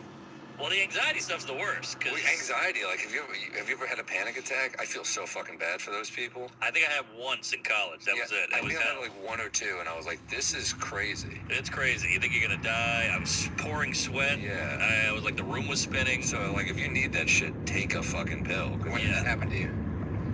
I took an edible, and it was like, I had a full-on, like, I was on the floor, like, hanging on for dear life. That's not a panic attack. That's brought on by a drug. I'm talking about, like, when you're, like, trying to perform or you're trying to fall asleep and you just start sweating. You're like, what the fuck is going on? One time, I drank a shitload of coffee, and one time I think I just really overdid it. And I was on stage having a beat or two. I think it was the Altitude in Salt Lake. And we both were like, what the... I got off stage, I was like shortness of breath. I, like, couldn't fucking... I don't think the crowd knew, but I got off, and Peter's like... I told him, and he goes, yeah, me too, holy shit. I was like, we're freaking the fuck out. Damn. It's weird when it happens during a set, because you're like, just fucking smile. Yeah. Keep doing the jokes, everything's cool, but you're freaking out a little bit. Ooh, yeah, that's scary. I only had one in college. I was in community college. I failed out of college, barely got into community college. My life is hanging on by a thread. I was an alcoholic. My parents hated me. I was a loser. Community college, I'm staring at a math test. I don't know what any of it means. It's all fucking Greek hieroglyphics, algebra, with all that. And I knew I wasn't going to pass this test. I was going to pass the class, and I was going to fail out again. And it all came crashing down. I was staring at the desk, and I kept seeing drops of sweat hit the page. Wow. And I was like, oh, God, my life, I'm a loser. I'm going to hell. I'm going nowhere. And I just, spazzed out and put my head down. And then the teacher was like, you okay? And I was like, I need some air. And I walked out, and I was like, ah. And then I came out of it. But I failed the class and everything. Damn. Yeah.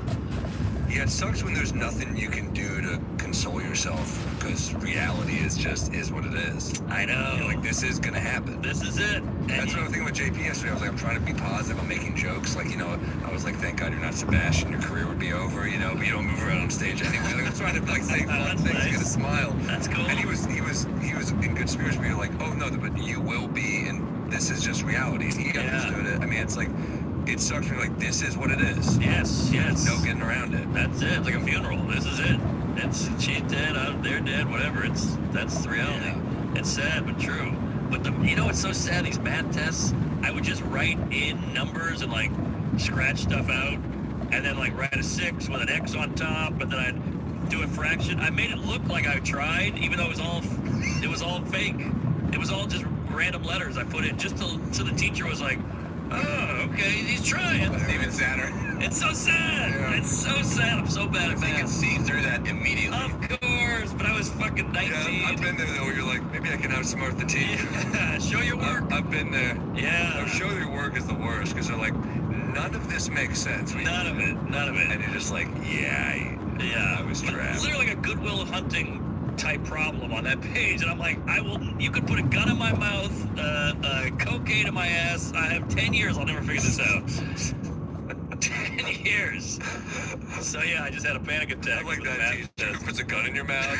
You fucking idiot.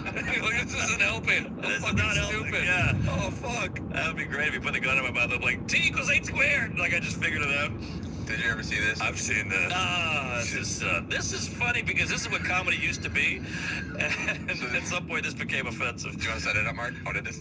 This is Howard Stern. Yeah, Artie and Norm, and Artie was on Mad TV. He did some racial shit on that show. Are you kidding? That's My White Mama. Oh, Artie or Howard? Artie. Oh, Artie, yeah. Artie had a lot of... He's from Newark. Yeah. So he pitched a skit on Mad TV they didn't run. It was called Good Will Smith Hunting. Yeah.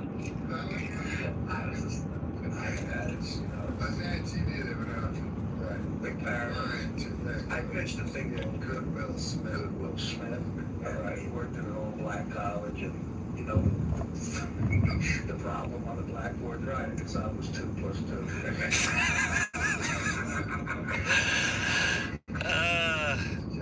Puts a 4, and they go, we solved it.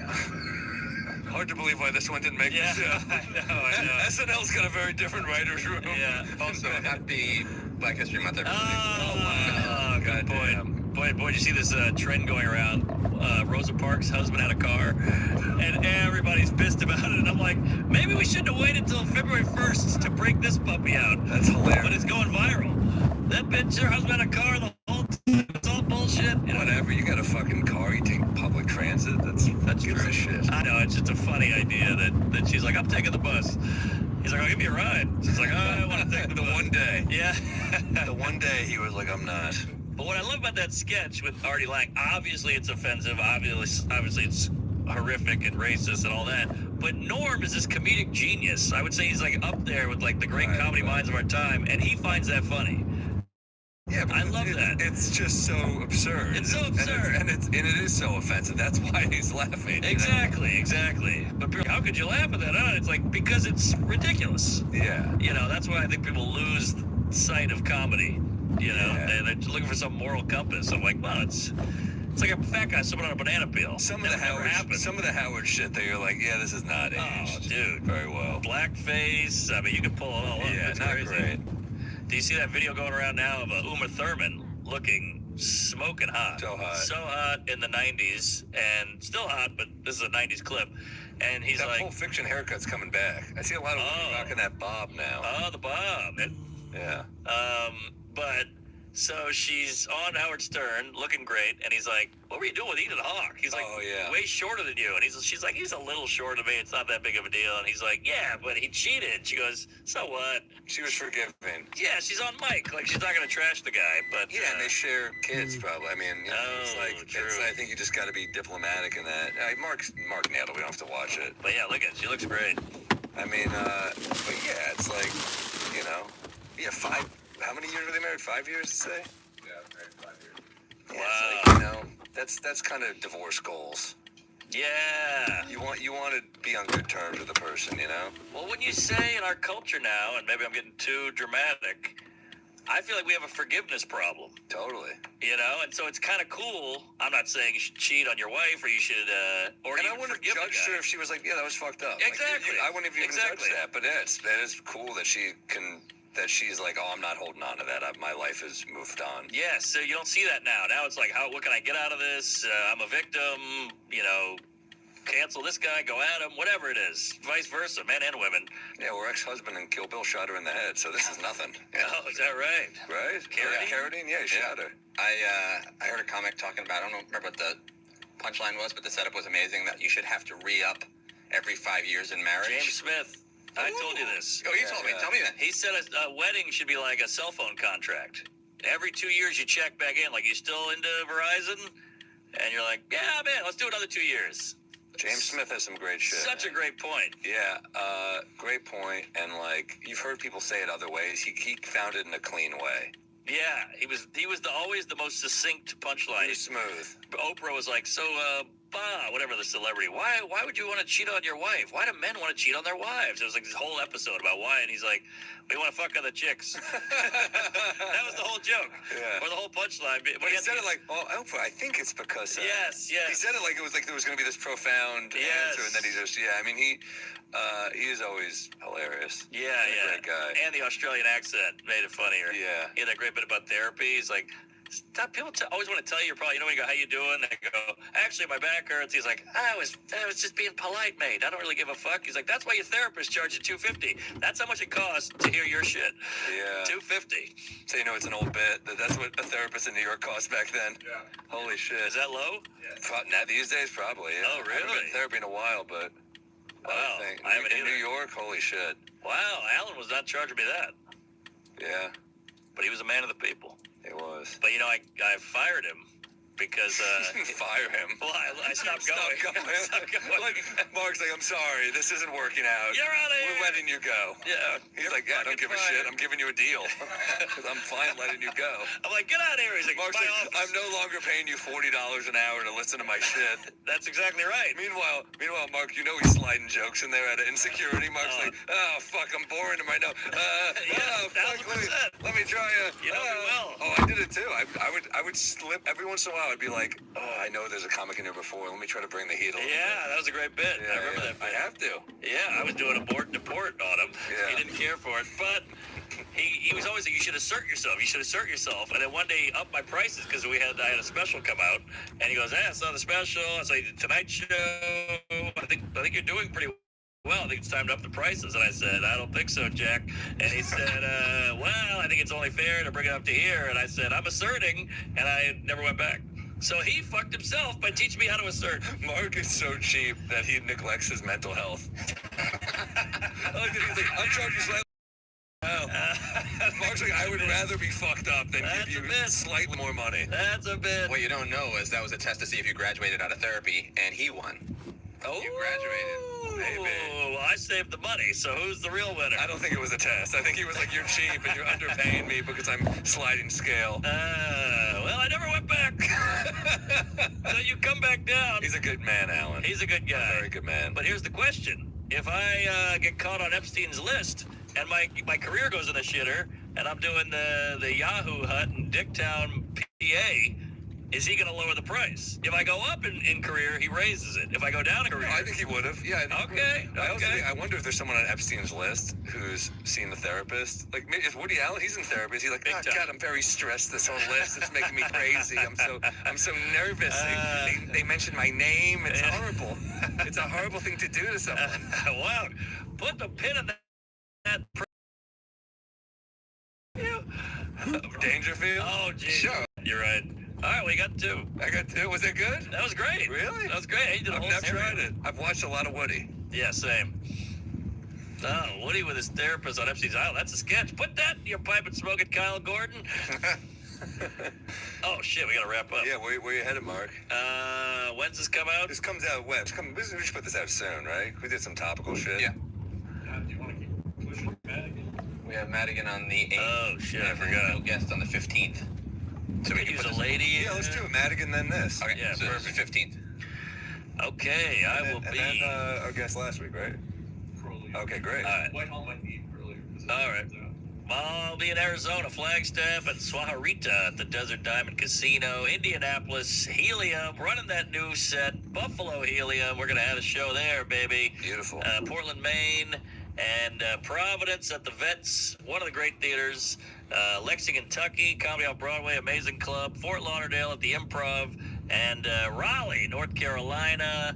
And what is this? Oh, Comedy Store LA. That's already sold out. That's the Netflix Fest. I'll be out there with Sammy the Bull himself, Molson. Oh, okay. Molson Canadian Center at a casino. I don't know what town that was. Salky's moved it. Spokane, Washington. Oh, Moncton. New B. NB? Yeah. What's NB? No, I think that's it's Canada. Nebraska? Nouveau Brunswick. That's gotta be Canada. It's got to be Canada, but Yeah. I've never heard of. There's a Okay. New Brunswick and a Nouveau Oh, no, Brunswick. Nebraska's NE, right? Not Yeah, NE. All right. Hey, yeah, so all I really have right now is Tampa Theater, February 26th. I think that show might be sold out, maybe not. And then we have, because the other 2 are sold out. And then we have Los Angeles. When is Los Angeles? May 7th, the United Theater with Jordan Jensen, Joe List, and Rachel Feinstein. Going to be a lot of fun. Rare LA appearance for me. It's going to be a great time. Get on that. Lisbon, August 30th. More European dates will be coming. I'm announcing soon, so we'll see if I'm coming to your place. And Is there still time to buy seats to this one show in Tampa on the 27th? possibly, yeah. And then I got a lot of stuff I will add, so I've neglected that, but I'll get on it. Get some Bodega Cat guys, some Bodega Cat Whiskey, BodegaCatWhiskey.com, and our Instagram, Bodega Cat Whiskey. Message it if you want. We're coming to every state, really. Oh yeah. It's gonna be all over before you know it. I mean, we're already in the biggies, and every club we do is gonna have it. So come on by. It's Stress Factory. It was moving. Like they were selling cases I love of it. Then maybe that'll. Yeah, that's a great sign, dude. Hell yeah. All right, folks. Thanks. We'll see you in hell. Get some Bodega. Go nuts. Comedy. Sunday's the day for my disaster. I've been a beaver wreck, you know the beer juice close. I've had a little too much. Well, that right. Again. What do you mean? What is it? God, that's my real idea. So you. I think you have more. I don't want to get into Look, if this leads to a contest, and I'm just but yeah, you look like you have a few more than I do, because it is a struggle to retain the things that give the population the allure that you're still young. Right. And you can do it with two things. You're not fat, and if you have hair. True. And also, you can't drink a lot. No. Because then you look like Ted Kennedy in No, we don't want that. 1980. No. And that's just no good. I used to when I was a kid, but Me too. When I was a kid of 50, are you kidding? I only quit when That's hilarious. Well, it's true. I know. I always say you're like in basketball. There's this, or all sports, where there's a saying: you give what you take what the defense gives you. Right. And it's like that. I think with the body, like when my body gave me 30 drinks a week, I had them. Sure. And now my body gives me 2. Yeah. And I'm gonna have one of them right now. Yeah. No, for real. Same thing. You know, when you're a teenager or in your 20s, you feel like you're immortal. You know, you can drink all night long, go out, party, do anything. And Did you? Oh, for sure. You know, I was like any other teenager. You know, I rebelled and... No, I mean like teenager. I wish I was like that as a teenager. I was a loser. So I wish somebody invited me out to like do bad things. I lived in New York for 10 years. So a whole decade of New York in the 80s will do it to you, Bill. But you're British, right? Yes, sir. You grew up in Britain? Yes, sir. Moved to the States when I was 18. Okay. We invited you, or you just barged away in like Just barged my way in. all these other I always wanted to work here. I always British. A British actor who had a great appreciation for American film, because I sort of came of age in the 70s, when the 60s and 70s, when movies were really getting really interesting, right? Yeah. That's counterculture. Totally. And so my favorite actors, besides some of the British ones I grew up with, were American actors, especially New York ones, you know, character actors like Dustin, Bob, Bobby Duvall, Al Pacino. You know, these people, you know, loomed large in my consciousness. You look more like Robert Redford. That really should have. Thank you, God. I wish. That was a very nice compliment. Blonde. Yeah, right. You know, handsome blonde guy. I mean, the guys you mentioned are not like lookers. Yeah, no, I when I was 18 or 20s, actually, when I did Princess Bride at 24, I thought, God, I'm just going to get nonstop, you know, what? Blonde, blue-eyed, you know, prince roles, which is what happened. I got offered every movie with a sword. You know what I mean? And I'm like, no. Or fairy tale, where you meet the princess and you save the princess, and fight the dragon, they don't fight that. And I just thought, man, So what do you do to fight that? You have to then play a bad guy? Well, yeah, so I was like, oh, God, I got to change this face. I've got to mix it up, Bill. I've got to try and find a way to change my path, or the path that people want me to take, right? And I'll tell you a quick funny story. I was in New York. By the way, living in New York, not working. I don't know if you've ever been through that. Not a great thing to do. I lived in New York as a comedian, which is someone who certainly doesn't work in the day. Right. You know, but you got paid to go up on stage and do your act. Not at first, no. Oh, really? Oh, no. I sold drugs. Oh, okay. We all did. Well, that's a lucrative business. Yeah, there's no pay at the beginning. Right. But very soon, if you're good, when I say very soon, within a couple of years, you know, are you doing great? No, but you have enough to live. And that always made the actors in New York very jealous of us, because the comedians didn't have to wait tables. Right, yeah, no, waiting tables. What, you did? Not in New York, in London. Yeah. I did. I never did, bitch. Yeah. I never waited on a table. No, I remember the comedians used to kind of like be in the diner or whatever it was, and there was like, you know, there was a kind of a, especially in the theater district, you know, hilarious. Because the Improv was 44th and 9th. It was created as a place for, the Improv, which has spawned all the comedy clubs, the urban comedy, was created in 1962 by Bud Friedman as a place for the theater crowd to go after the show. It wasn't originally necessary. That's interesting. Absolutely. It wasn't necessarily a comedy club, but it was. They put comics up, but like anybody who had just done their show and was loose and having drinks, that was the hangout, 44th and 9th. It was right was a block away from Times Square, and yeah, Times Square back when I lived there was kind of more like Taxi Driver, and you know when he drives through, it was like that. Yeah. It was intense. I lived close there. I lived in Hell's You know what Kitchen. I'm talking about? Okay. Yeah. So anyway, so I'm kind of not working in New York, which again is not great, because you know you're starting to like figure out what you're gonna eat, how you're gonna make the rent, all that stuff. Yeah. I'm in a restaurant with a friend, and he starts having a heart attack at lunch. My friend, and I'm like, what's going on? Are you okay? He's like, Al Pacino, 3 o'clock. I'm like, what? He goes, Al Pacino over there. I look over, and sure enough, Al's there. This is Café des Artistes, which my friend was paying for. I couldn't afford that lunch. And I remember. You remember Cafe, right? Was it with the crayons on the table? I don't know. I think it was. It was one of those where they had the tablecloth was paper, you know, Really? Yes, and there was crayons. You were supposed to like draw. It was so. It was, you know. Anyway, so there's Al. He's at That's why they hate us in the Midwest. Who can fucking blame them? There's crayons on the table. Be artistic while you're ordering. Anyway, so there's Al, and he's entertaining. He's got like 12 people at a long table, and he's at the head of the table. And my friend, who's an actor, also not working, by the way, he goes, hey, we're actors. We should go say hi to Al. I'm like, no, we really should. He's with friends. Let's not do that. Yeah. And as I'm saying, let's not do that, he's up and out of the chair, and he's over there. Oh, man. And I'm like, turning the color of your curtain right here, and I'm just so embarrassed right now. I'm like, oh, God. I look over, and I see him gesturing. Al's like, who is this guy? Are you a waiter? What is this? And I see him my friend point to me, saying that over there. And Al looks over, and I can see him looking right at me. Now I'm really mortified, right? Why is he blaming you? Because he's saying, come and say hello. Oh, so your friend succeeded. He did well.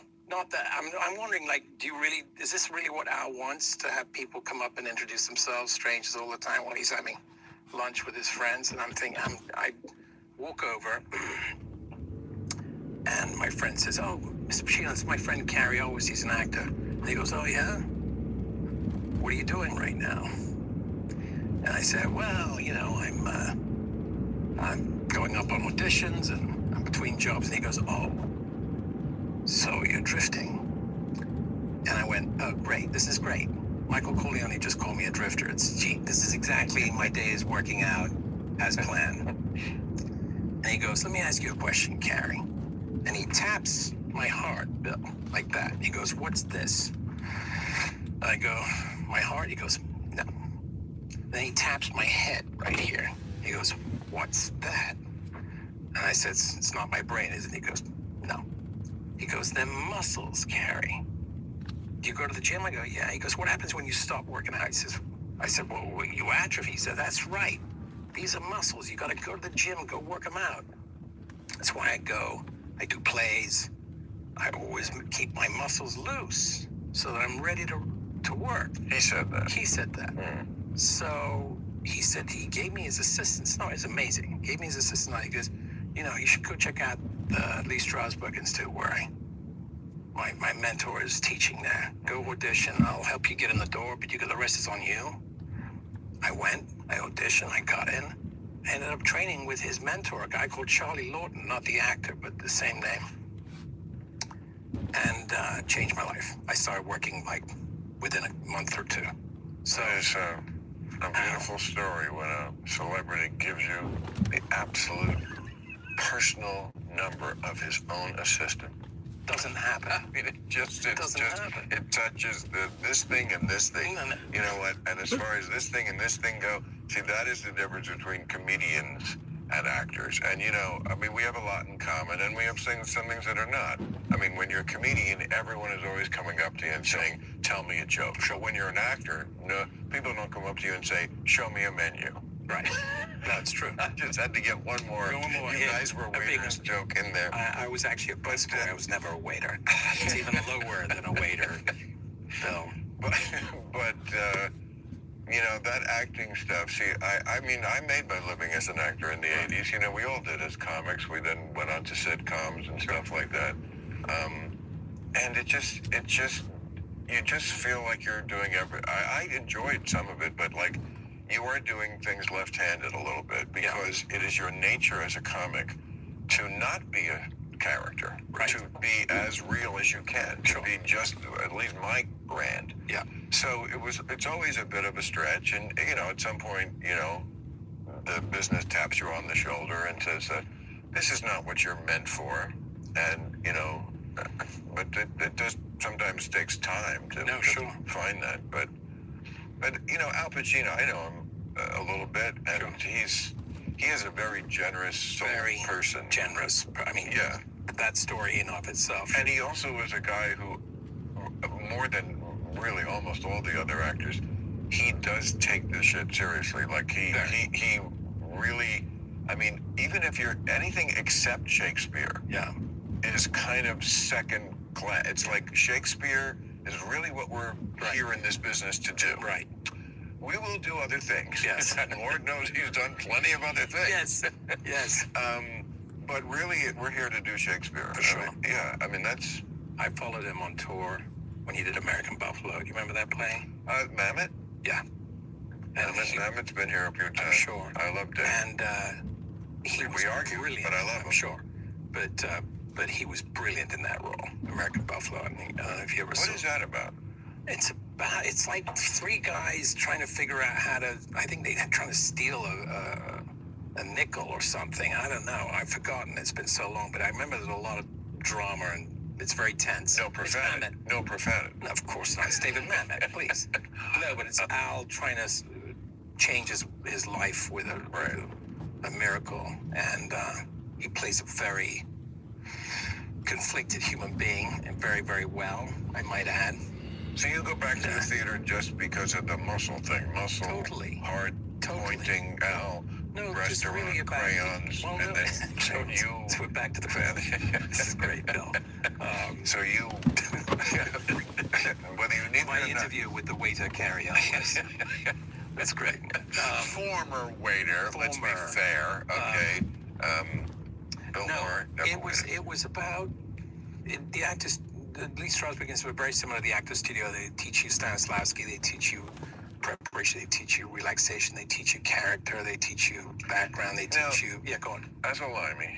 Yes. And I say that with affection. Still, you go. Who, when I was a kid, the world's most famous, or at least the common opinion that he was the greatest actor in the world was Laurence Olivier. Yeah. Who had no use for any of that stuff. No. Was he a great actor? Is it just the different styles of the times? Because when you watch old movies, you just have to forgive them for being pre-realistic era. We grew up in the era where, especially that's the 60s, like we were saying before, those kind of movies. Like, the audience no longer accepted just, I shoot you and you, there's no blood, and you just kind of fall in a heap, and you had to do everything realistically. Yeah. Olivier was pre that. Yeah, he was heightened realism. I mean, I was fascinated by it. What a nice way to say ham. No, I think it's a fair way to say it without being offensive to his talent. Olivier, you look at like Richard III or Hamlet or anything he did, Henry V. I love him. They're all great, but there's a heightened sense of reality with the way that he delivers show. Obviously, one of the great Shakespearean actors of all time. But even when he's doing Rebecca or something like that, you feel like there's a realism, but it's heightened. For me, it's heightened. But then Marlon Brando comes along, and he pushes that all aside and goes, I'm going to sweat, I'm going to sniff, I'm going to be... you can smell me on screen, right? You can feel the dirt under my fingernails. That's actually with Brando, you could smell him, and you could see the dirt under his fingernails. No, I think that was the point, though, that he was being. Marlon started to be on screen, whereas other people before him were creating. Yeah, go on. It also has to do with the roles you're taking up. I mean, Stanley Kowalski, yes, you have to be that. Spartacus is Nemesis, the noble Roman Crassus, who Olivier played in the movie Spartacus, directed by Stanley Kubrick. Thank you. Okay, and Stanley Kubrick, I love that he made one classic Hollywood movie, and I'm like, okay, now that I've shown you I can do this, now I'm going to do always stuff that's ahead of the game. But I just wanted to show you. Joe, I can work with Lawrence Olivier, right? Kirk Douglas, and I can make a big budget, and it's awesome. And Charlie Long. I still love that movie. It's great. Okay, so, but like he's playing this part of Crassus, the noble Roman who captures Spartacus. I don't know if you really want to even be, all that super duper realistic. Don't you just want to be entertaining sometimes? I think that was the point for me with Olivier, is that he knew how to entertain people. I read his autobiography. He did The Entertainer. He did The Entertainer, exactly. But he actually, believe it or not, suffered from terrible stage fright. And this is a guy who's never did more stage plays than probably any other actor of his generation. And he used to go up to the curtain on the stage while everyone was taking their seats, and to build up his courage, Bill, he would open the curtains and go, "You're about to see a performance you've never seen before tonight." And then that gave him the strength to go out there and do that. He said that to himself. Yeah. To give him the courage and the Don't we strength. all do that in our own way? We You kind of have to psych yourself up right before you Like you get terrible fright. your Like, close-up is you coming throw after up. lunch, Mr. Elway's, right? And are you going to go have a big fucking heavy lunch? No. You're going to go to your trailer. Yeah. I've always hated that. Like, when I thought I was going to work in the morning, That's funny. when we're fresh, Right. and they waste all morning doing the master shot, which they never use. Right, never. And then, okay, after lunch, okay, so now I'm hungry. I can't eat. Because I can't act. That's hilarious. Or, by the way, fuck, if you're right after eating. I don't know why people try either one, but they do. That's hilarious. Yeah, but isn't it right? It's true. Always. Oh, no, it's always unpredictable. That you're on their timetable. Yeah. And so. Are there directors, though, who, are more cognizant of that? Because I would think if I was a director, having at least done, it's not like I'm this great acting icon. I did some acting, so I know what it was. I would make sure that my actors got their close-ups at the optimum moment. So I would re-rig it so everything was working around that. I should not direct.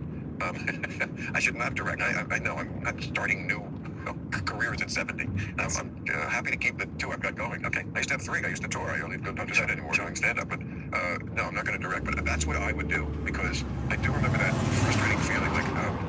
If we had just gotten to this earlier in the day. Sure.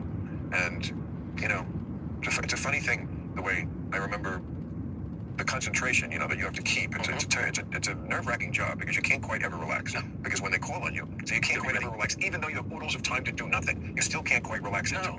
You're always mulling the scene over in your head. Right. And I find I like it when directors move very quickly. This picture I just did, Dead Man's Wire with Gus Van Sant. Gus here. He's Dead Man's Wire. You're great in it. Thank you. We had 19 days, so there was no sitting around. There wasn't time to go back to your trailer and hang out. 19 days? 19 days. Wow. So once you came out of your trailer, that was the last time you saw the trailer until wrap. Good. And so I like that. It's like TV. I don't recommend it for every picture, but when you have too much time on your hands and you're just sitting in the trailer doing that, you can overthink the scene and really okay, what if I or your life. Or your life. Really? Because there's a lot of time in that. Too much time. And so I like moving quickly. That's a trailer. I remember being in honey wagons, which is, if people don't know, a trailer is like when you're the star, you get your own trailer. And big stars have a permanent trailer that is made for them, and wherever they go, they fly in. Right. It's like, a home away from home as much as a trailer can be. A Honeywell is like a little cubby hole that's attached to 5 others. So when anybody else in the next one walks up the steps, it's like boom, boom, boom. Slams the door. You can't sleep there. No. The toilet is like that thing. Yeah. I'm not going to, but it is a toilet of sorts. But you certainly are. It's a trailer life. It's yeah, but that's honey wagon. Honey wagon's even worse because, and also when you're in the honey wagon, you're not important. they have to keep you with some sort of roof over your head, but it can be the shittiest. That's hilarious. It's true. Listeners, think back to a first date where you were actually interested. You didn't just talk about the weather, you asked real questions. What are you looking for? What's a deal breaker? Because wasting time is for amateurs. Well, the same thing if you're hiring. You don't want to find out 3 weeks in that this person can't do the job, or worse, doesn't want to. That's why you need ZipRecruiter. When you post a job, ZipRecruiter actually suggests smart screening questions up front, so you can figure out who's worth your time before you commit. ZipRecruiter's matching technology immediately surfaces qualified candidates who check the boxes you care about. You can even filter to see who's recently active, because hiring someone who already disappeared is not a strategy, and it works fast. There's a reason ZipRecruiter is the #1 rated hiring site on G2. Take the struggle out of hiring and find the right people for your team with ZipRecruiter. Ask key questions and hire faster with ZipRecruiter. 4 out of 5 employers who post on ZipRecruiter get a quality candidate within the first day. Try it for free at ZipRecruiter.com/random. That's ZipRecruiter.com/random. Meet your match on ZipRecruiter. I've never been a 10-step skincare routine guy. Some lotion, some sunscreen, and I'm pretty much set. That's why OneSkin really stands out. It's simple, it's one product, feels light. Skin looks smoother, less tired, like you've actually slept all 8 hours. Their products aren't about hype or fancy packaging, it's real science. The company was founded by longevity researchers who looked at skin aging and said, what if we fix the problem instead of covering it up? So they created the peptide called OS1. and it's designed to target those damaged senescent cells that age your skin in the first place. They've got clinical studies, thousands of 5-star reviews. They did the science and research so you don't have to. Born from over a decade of longevity research, OneSkin's OS1 peptide is proven to target the visible signs of aging, helping you unlock your healthiest skin now and as you age. For a limited time, try OneSkin with 15% off using code RANDOM at oneskin.co/random. That's 15% off oneskin.co with code RANDOM. After you purchase, they'll ask you where you heard about them. Please support our show and tell them we sent you. You know, I did a picture in Dublin one time, and to work with the Irish is just hilarious. And so the transpo, I know, well, I have some Gaelic in me anyway. So this transpo guy comes over and goes, "Oh, you're in love with Australia." I go, "Why?" He goes, "You have John Wayne's trailer from The Quiet Man." Wow. I'm like, The Quiet Man, wasn't that 1935? 1935. Was it really? Yes. They take me over, Bill. They open it, and I can smell it before I go inside. And there's oil dripping from the ceiling. And I go, and it's like staining the couch. And I go, "What's that?" He goes, "Well, that was broken when Mr. Wayne was here, and we've decided not to fix it." And I thought, what a great character trailer this is, or honey wagon. But oil dripping from where? From the ceiling. I don't know. What's in the ceiling that had oil? It was 1930, was it? 5. There you go. I still don't know what would be in the ceiling that would drip oil. I think they didn't know either. I didn't want to try and find out why there was oil. So what, you stayed in it? That was my trailer. I had no choice. They're like, you're lucky. You got John Wayne's trailer. We selected just for you. I thought, what wow, picture was it? special. What was it? It was a Showtime. Timothy Dalton. But it was fun. I loved James Bond. Yeah. But great fun in Ireland. Great fun. I love the Irish. Yeah. I mean, I went they're my people. Yeah, I went in 99. Okay. Where'd you go? I was in Europe. I do remember, as the plane landed, I did get very emotional. Without intending to, and I'm not like that. Sure. I mean, No, sure. You don't even know what I'm going to say. No, but there's something to that. Yeah, no, what I'm saying, they've been trying to get me to cry on TV for 33 years. It's not going to happen.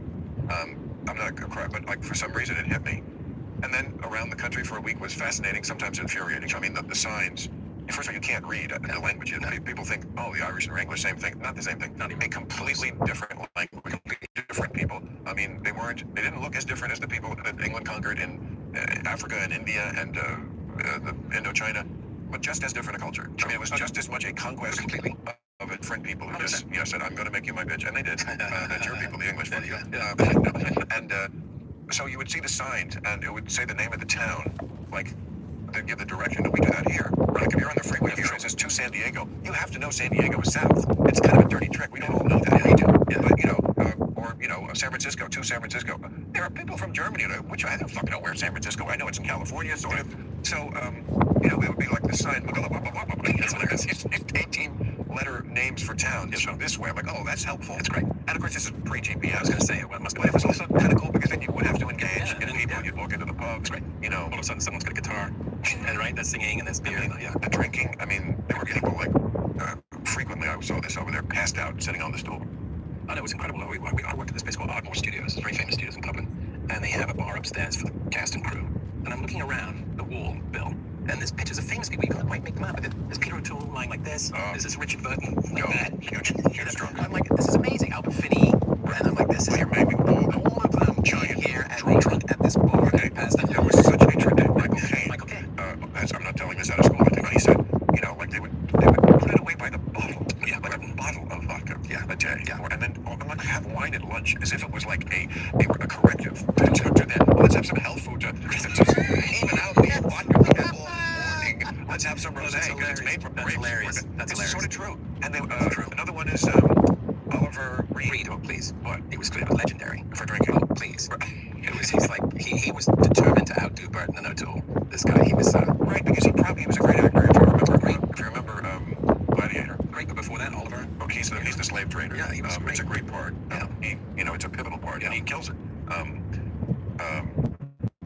But he, known for that. I mean, the English would call it getting pissed, which means drunk, very drunk. They were a lot of these guys were what's the phrase? They were able to drink and still deliver. They were plainly, right? So because they were all in the bag by lunch. So check out Beckett, for instance, a great story about Beckett. Remember Beckett? Of course. Right, O'Toole and Burton, great movie. Catherine, right? Whom O'Toole picked to play that part. And she's Eleanor Macbeth, right? Brilliant. And this is Henry II. No, that's Lion and Winter you're thinking of. Beckett is before. He plays Henry in both. Okay. O'Toole. So Lion and Winter was Catherine Hepburn. Okay. Beckett was the precursor to that, and that was Burton and based on the real priest. Right. Would not give in to the king. Correct. It's one of those stories. Brilliant. And they found a local pub that they really both enjoyed. they found themselves in this pub at closing time. And the owner of the bar said, gentlemen, it's last call. O'Toole was like, there's no such thing as last call. Kazilli. Something like that, right? And the guy goes, no, sir, please. And there's no one out there, the last people in the bar. Peter O'Toole said he was so infuriated that he and Burton bought the bar to keep it open. They negotiated a price. I love Is that show business. Isn't that a great That's all story? I'm going to say about that. I love show business. Isn't that great? Where we can buy the bar. Buy it. Fuck you. That's it. The rule It's makers. ours. Right. And I may keep you here to keep your job if you're lucky. If you give me another drink. We left out Richard Harris. Oh, Richard was great. But also, Richard was great. It's amazing the way they this like drinking club. Like It was incredible. Richard Burton, Richard Harris. By the way, you remember SCTV? Oh, dude. Rob Reiner, who you had on your show recently. Director of The Princess Bride. God bless him. He turned me on to SCTV. I had no idea who it was. Short, Eugene Levy, Catherine O'Hara. This is brilliant. This is the American Early 80s Canadian TV. Absolutely brilliant. They once did a sketch that was called Three Kings in a Boat. It was just all a mashup of all these kind of movies. That's great. Medieval. I gotta see that one. Yes, Yeah. I mean, you can YouTube it. It's great. John Candy. Well, I don't remember who it later, but it was like they all talk like this. One did Burton and one did Richard Harris, and they're just all about medievally kind of. They were brilliant. Yes, those guys. Absolutely. Yeah, I didn't know who they were. And Rob's like, you've never seen it. So he arranged to have a crate of VHS tapes sent to England. Sure. And on PAL, mind you, it was a different system. So I could watch them in my trailer. And I was like, this is waiting for it to shoot suddenly became actually like, hold on. Yeah, and I mean, you can see, I mean, they were all brilliant. But you see that, like, all these years later, Catherine O'Hara, Marty, Levy, they're still, and just went on to be bigger stars. I mean, I saw Martin last week, and he's a straight up A-lister now. They're all amazing. I was blown away. And of course, Rob's like, oh, did I tell you right? I'm like, this is brilliant, absolutely brilliant. Well, I don't know how we got onto that about the British actors, but you being a British actor, I guess you have to take some responsibility. But you never had a drug problem, a drinking problem? No. I mean, why? Because I honestly, Al kind of made me. Oh, geez, back up. This was really Sorry, ouch, my foot. This was really an important moment. Well, it was. I see. I mean, I had Al Pacino. It's amazing. Basically, the power of celebrity. It's a little Christy, the way he could heal the lepers or whatever. Because like some of that, like I'm an atheist, I don't believe any of that, but like we do know that the power of the mind to affect actual health is real. Yeah, no question. I mean, we don't quantify it. It's not something. I believe in that. But no, it's true because before 200 years ago, that's all we had was the placebo effect. Because they do studies now with placebos, and they very often work as well. If you think you're getting better, you get better. Oh, I forgot why I started talking about that. It was so interesting to me. What were we talking about? Hey, I'm the one who's stoned. You asked me if I did Al Pacino. He basically forced me to really re-examine my career and where I was mentally, physically, spiritually, everything. And when I started working with his mentor, that meant a lot to me. He was sharing his teacher with me, And I didn't take that lightly. That's a huge responsibility. And of course, I was early for every class, Bill. I just couldn't wait. I know what I was talking about. The power of celebrity. The power, it's almost Christ-like, the way people revere celebrities so much. I've done it myself. Sure. I mean, I've healed marriages. Like if I say, like you just command so much respect, you can be like, look, you too. You love each other. Funny. And like, they wouldn't do that for like a civilian. Wow. But a celebrity. And like, he did that for you. He did that for me. It's just like, there's this power that comes from, I mean, but people give it to us. We don't deserve it. He earned it. Al, this is guys you mentioned earlier. He takes his career very seriously. Yeah, but right. He always delivers a great performance. Yeah, he earned it as an artist. I don't know if that rivals, to me, people who achieve things that are of practical value. I don't think it rivals like what Obama did or George Washington. Right, no, for sure. People like that, or people who invented things that changed our whole world. No question. For the better, no question. For the worse. No question. We're not curing cancer or anything like that. But there is something to if you're meeting a young actor, an impressionable young actor who's having a hard time. For me, that was magic. Was essentially drifting. That was right. It was the curtain opening. It was. Well, it's healing the leper. Yeah. And the leper, to my earlier digression, like, I don't think it could cure leprosy, but there are definitely things where people have gotten better because the belief is so strong for some reason. Sometimes it is religion. Yeah. If you know about Christian Scientists?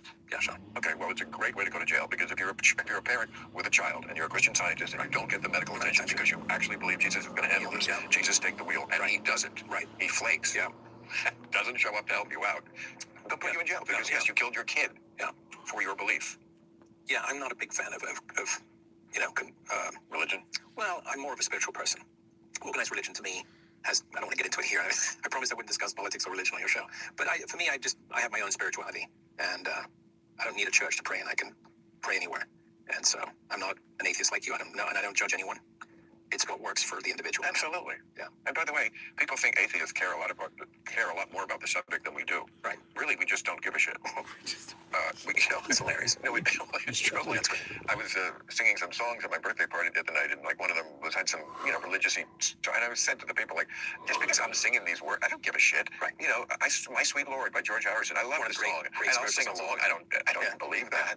Right. I'm not. It's like My Sweet Lord, can't wait to see you. That's not me. For sure. But the song is good. Yeah. Mostly we don't care. We just we're not dogmatic about like there definitely is no God. There could be anything. Plainly, there's something other than just whatever, because we're here. Right. And is it all a dream? Is it is it the Matrix and we're not really living it, or is there an alternative universe like this on another planet? Are there other planets? How did it all begin? What was before the Big Bang? I mean, I could give you a million questions that nobody can even come close to answering. Atheists are just people who go, yeah, so we don't give a shit. Like, and the rest of you are like, no, I think I know. Yeah. I think I know. I think I know what it is, and I think I know who it is. And I think what happens is reincarnation. I think what happens is I don't know. Nobody knows. Nobody knows. Nobody knows. If you do have the answer to that, you need to share it with all of us. No, I just believe in. I believe there is a God. I don't know if it's a male or female. I don't know. I've never met him before. So I'm just saying. If there is even such a concept as a God, it must be so beyond male and female, right? 100%. I agree, and no one has the answers. I know. I don't pretend I do. I'm not omnipotent. None of us are. I just like the idea of. Here's an example. When I stumble and fall, I find myself on my knees. Physically? No, yeah, mentally, spirit. Yeah. When I stumble and fall, sometimes I find myself on my knees, and then I'm in a good position to pray. That's just me. Yeah. Right? And it's helped me. I'm not saying it's right or wrong or should be for you or someone else. I'm saying for me, in moments of crisis, I found that having that connection is helpful for me. I have no issue with this. No, I know. I know you were saying you don't care. You know what my issue with this and is positive is? I'm thrilled that anybody on this earth has something that makes them not be a total fucking nut. Dangerous, violent, that's hilarious. Conspiracy theory. Like anything that keeps you calm. Yeah, sure. Anything. I'm so down with it. I'll even go-fund it. I love it. But it's a form of meditation. Great. Right? I can't do that either. I'm trying. They're almost one and the same thing, if you think about it. Right? Yeah. Well, I mean, look, don't get mad at me, but I'm going to quote my friend Sam Harris because it always makes me laugh. Go.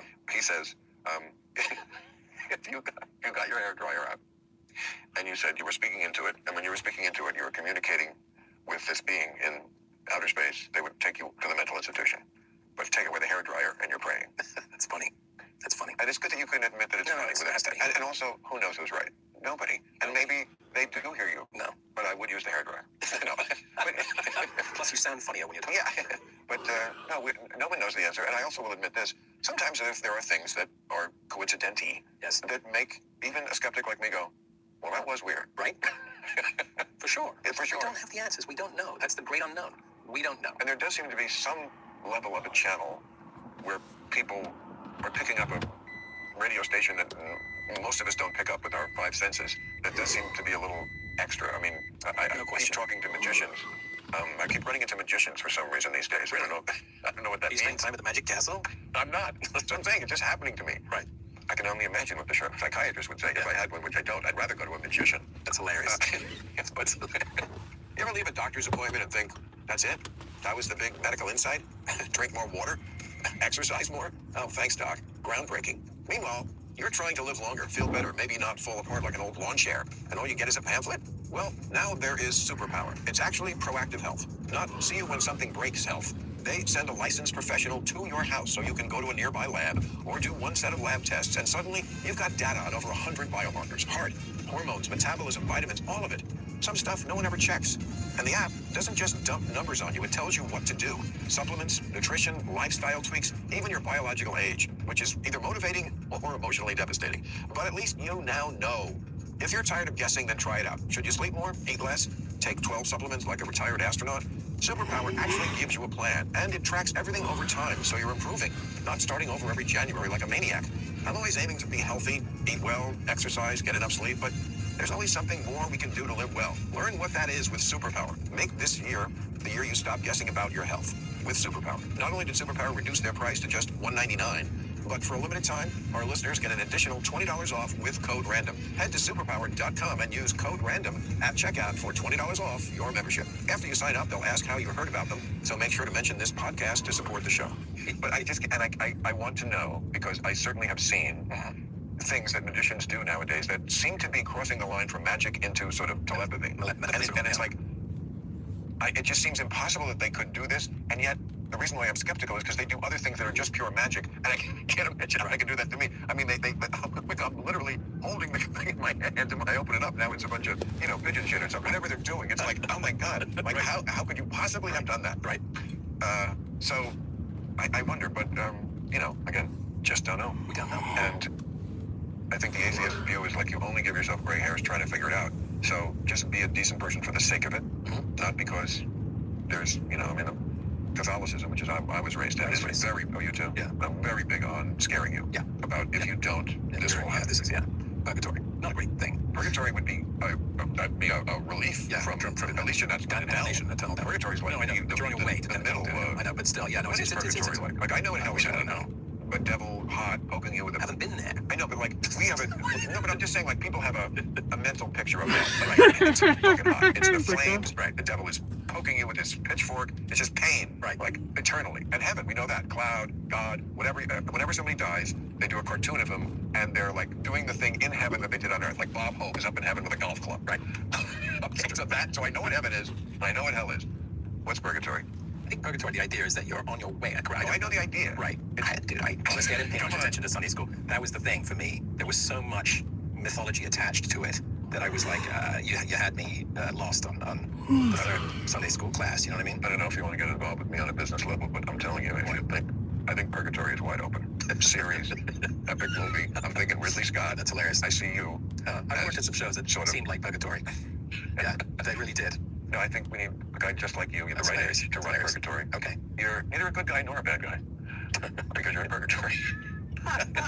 That's excellent. And it's about the dichotomy. Sure. I'm picking Al Pacino as hilarious. That's hilarious. As the OG, the Purgatory dude. Right. Paul Reed is in there somewhere. Well, we wish. I know. Al could still do it.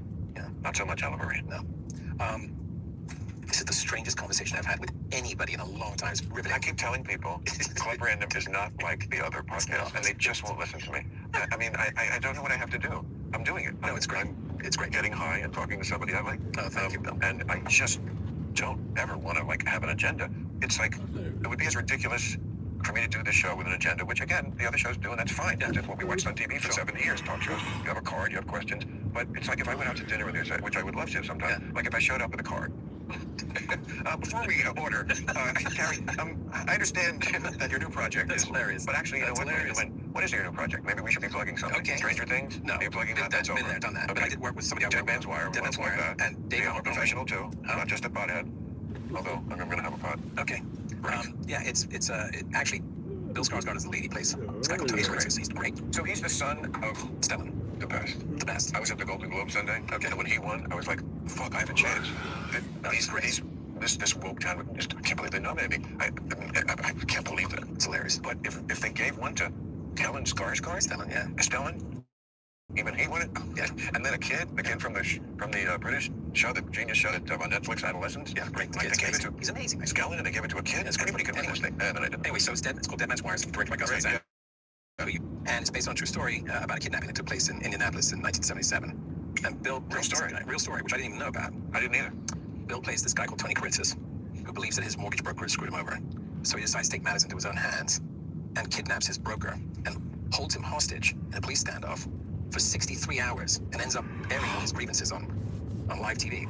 I mean, it's a very apropos movie, even though it's about the 70s for an era that we live in now, where income inequality is such a big issue. Right. People are fed up with, what is the big issue now? They call it now affordability. Right. That's the new word. Right. Which, it was always a word and it was always valid, but right now it's like the thing, affordability, and just people having the idea that everybody is ripping us off, and somehow, like, half the country can, afford Taylor Swift tickets, and, half the country is working 3 jobs. Right. So in that atmosphere, this thing that happened in the 70s, very timely. Very timely.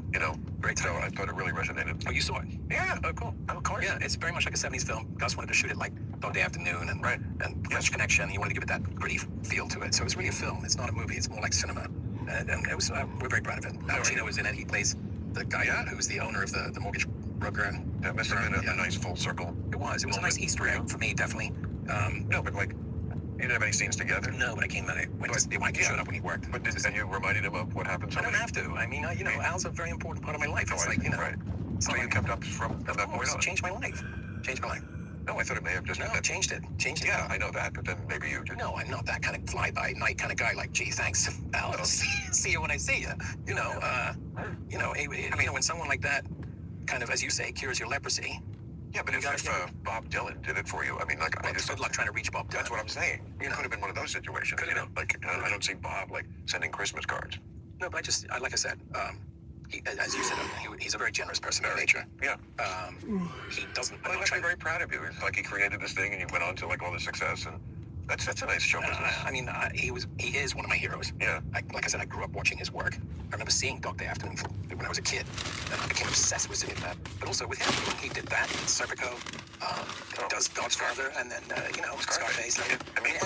Each one is like no net. It's incredible. No, that's a part Laurence Olivier could have done because it's operatic. It calls for over the top. That's what makes it great. You can take me here. It doesn't matter.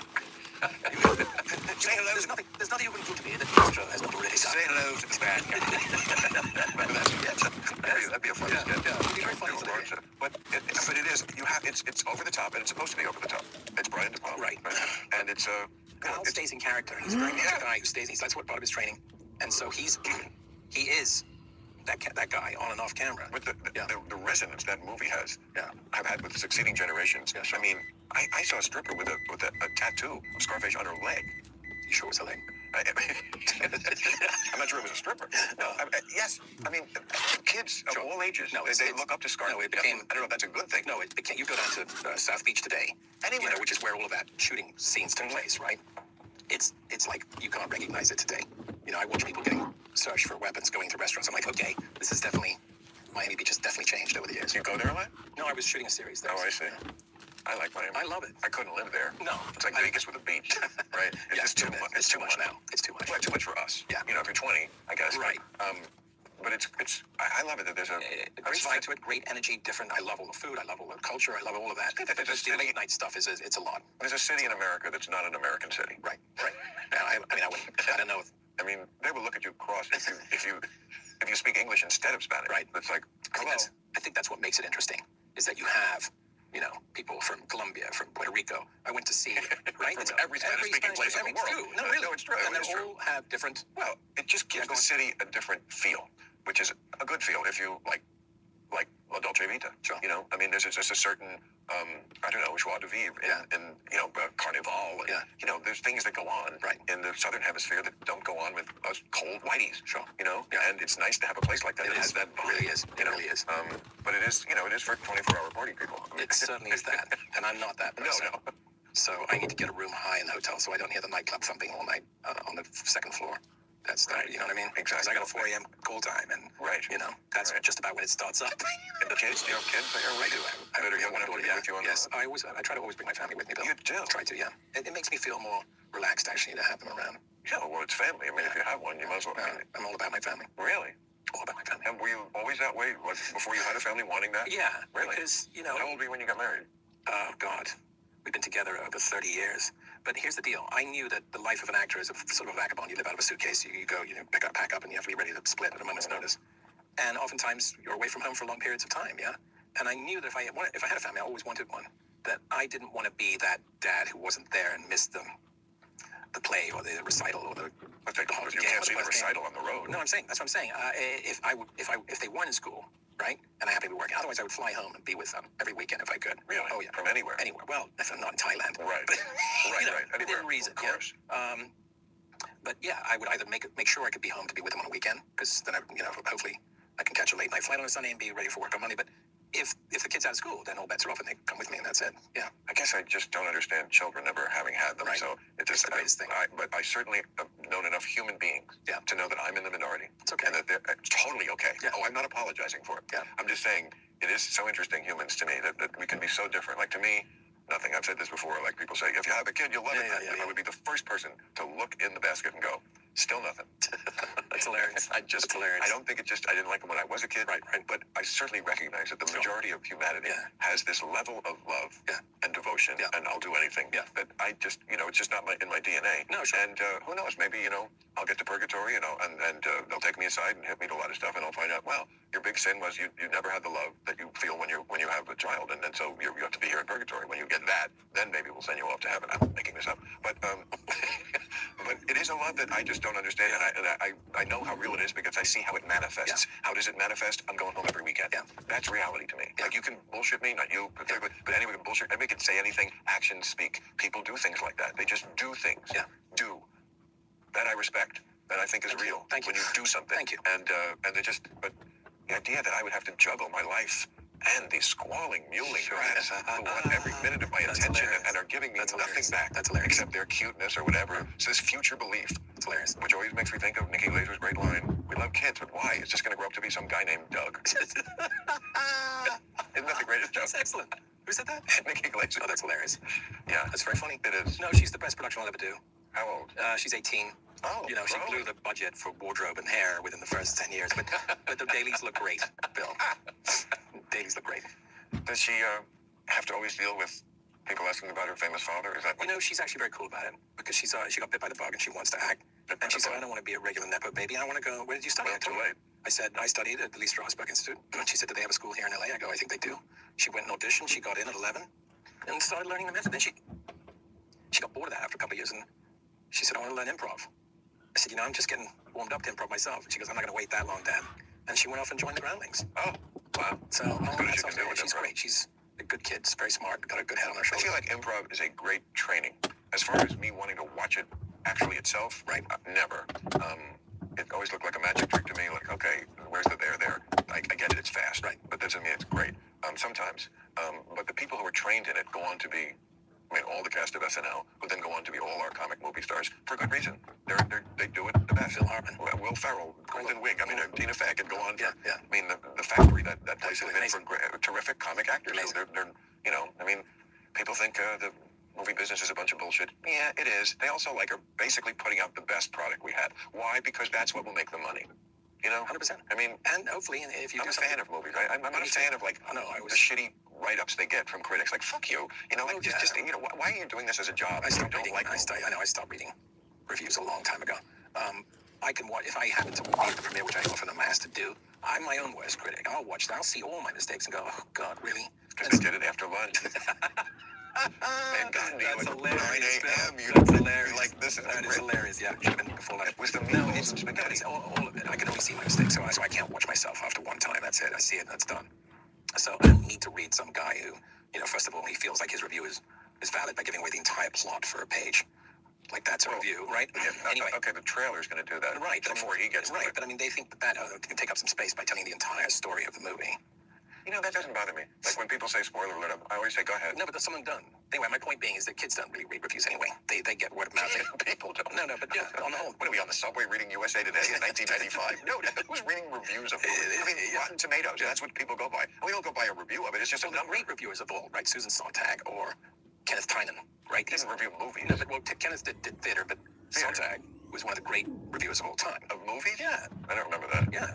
But she was an intellectual, and she understood. Pauline Kael. Excuse me. Sorry. You could be right. You know what? She was amazing. Yeah, she was right, but she reviewed movies. I don't remember that about Susan Sontag. Maybe I could be wrong about Susan. She just wrote the film theory. But anyway, you're right. Pauline understood film. There were some who did. Who really got it. Yeah. And, I think a lot of it now just becomes the reviewer. Sure. Showing off, flexing. Look at. Okay, it's one thing to say this is not my cup of tea. This movie, right. But to use 3 columns to basically show how clever you are with language, to shit on this movie 100 times. It's like, I get it. It's more about you. But I thought critics were really there to service the reader. Yeah. Service the reader. I'm just looking for you because I didn't see the movie. Right. And I feel like they used to do that. I would read a review of Stallone's latest. Or you know what? Not my cup of tea. But if you like a kick-ass movie, it's actually good for this and this and this. And that's because I do sometimes just want to watch a kick-ass movie. That's damn straight. No, it's true. No, you're right. It's tough. I think it's tough for critics now. I think you're right. A lot of people really. What about a John Wick-like franchise for you? What do you think? You like? I'm open in game to anything. Really? Well, An erudite British guy kicking ass might be a good new way to go with that. Might be because usually, it's some. Not that he's a Neanderthal, but a big hulking guy like Liam Neeson. Right. Neeson is great, by the way. Yeah. He's a terrific actor, a lovely human being, just terrific, and he's great at that franchise. Just amazing. I like him. I can't watch any movies that are 90% just guys killing. It's just, I know. I mean, if it has a good plot to it, I would definitely, or a good character development, then that would interest me. It stretches the bounds of credulity so far. Right. I mean, I remember when it was a big thing when the hero could defeat 3 guys coming at him. Right. But 300? Yeah. No, it gets to be. I can't. Yeah. I just can't. Yeah. I understand suspension of belief. For sure. I don't think about the ghosts and Rambo. I know one could kick Rambo's ass, right? He killed anybody who got in his way. Yes. Right? But as I say, free. the ghosts in Hamlet. Right. Do I really believe in ghosts? No. I'm okay with it. Yeah. But not 300 ghosts. That's hilarious. I'm not kill 300 of them. It's hilarious. I mean, come on, man. Yeah. It's a lot. I think that audiences I think good for him. Like I said, Keanu has turned that franchise into something phenomenal. And he's a wonderful actor. Wonderful. Oh, well, I'm happy for him because it gives him now the freedom to do meaningful work. Yeah. I think that's the point, too. I never met him. He seems like a sweet guy. Terrific guy. But if he ever said to me, John Wick, I feel, is very profound, I'd be like, oh, well, I'm sorry, I can't like you as much. Right. But I don't think he would say that. No. I think he would say it's entertainment. People want to be entertained. This is what their taste is. Now, can you go after him for glorifying violence? Yes. I remember doing an editorial on my show after the Uvalde thing and saying, well, guns, is that part of the equation? Of course. But let's not pretend that Hollywood glorifying guns, and we showed montages of people looking slow motion, so cool, firing guns endlessly. Yeah. Let's not pretend that going into the minds of kids at a rate of, they have stats on this, like 10,000 images a year or something. Let's not forget that that's also a big part video of the games, Okay, yes. They have a lot. It's a big part of the equation. It is. Well, violence is somehow part of the culture. Again, like I was saying before, realism in the 30s and 40s when you got shot, no blood, right, no gore, right. It was just indicating this is what happens to you when you commit adultery, or whatever it was that they were. Remember the production code? Sure. The Hays Code. The Hays Code, right? Yeah. Hayes was the guy. He was the guy. He was the censor. But yeah, no, I think our industry has made a lot of money out of people grabbing a weapon and getting rid of the bad guys. It's the supermensch versus the right. And so people, for better, I can't judge people, but people like to see that. I personally can't watch too much violence unless it services the story and the character.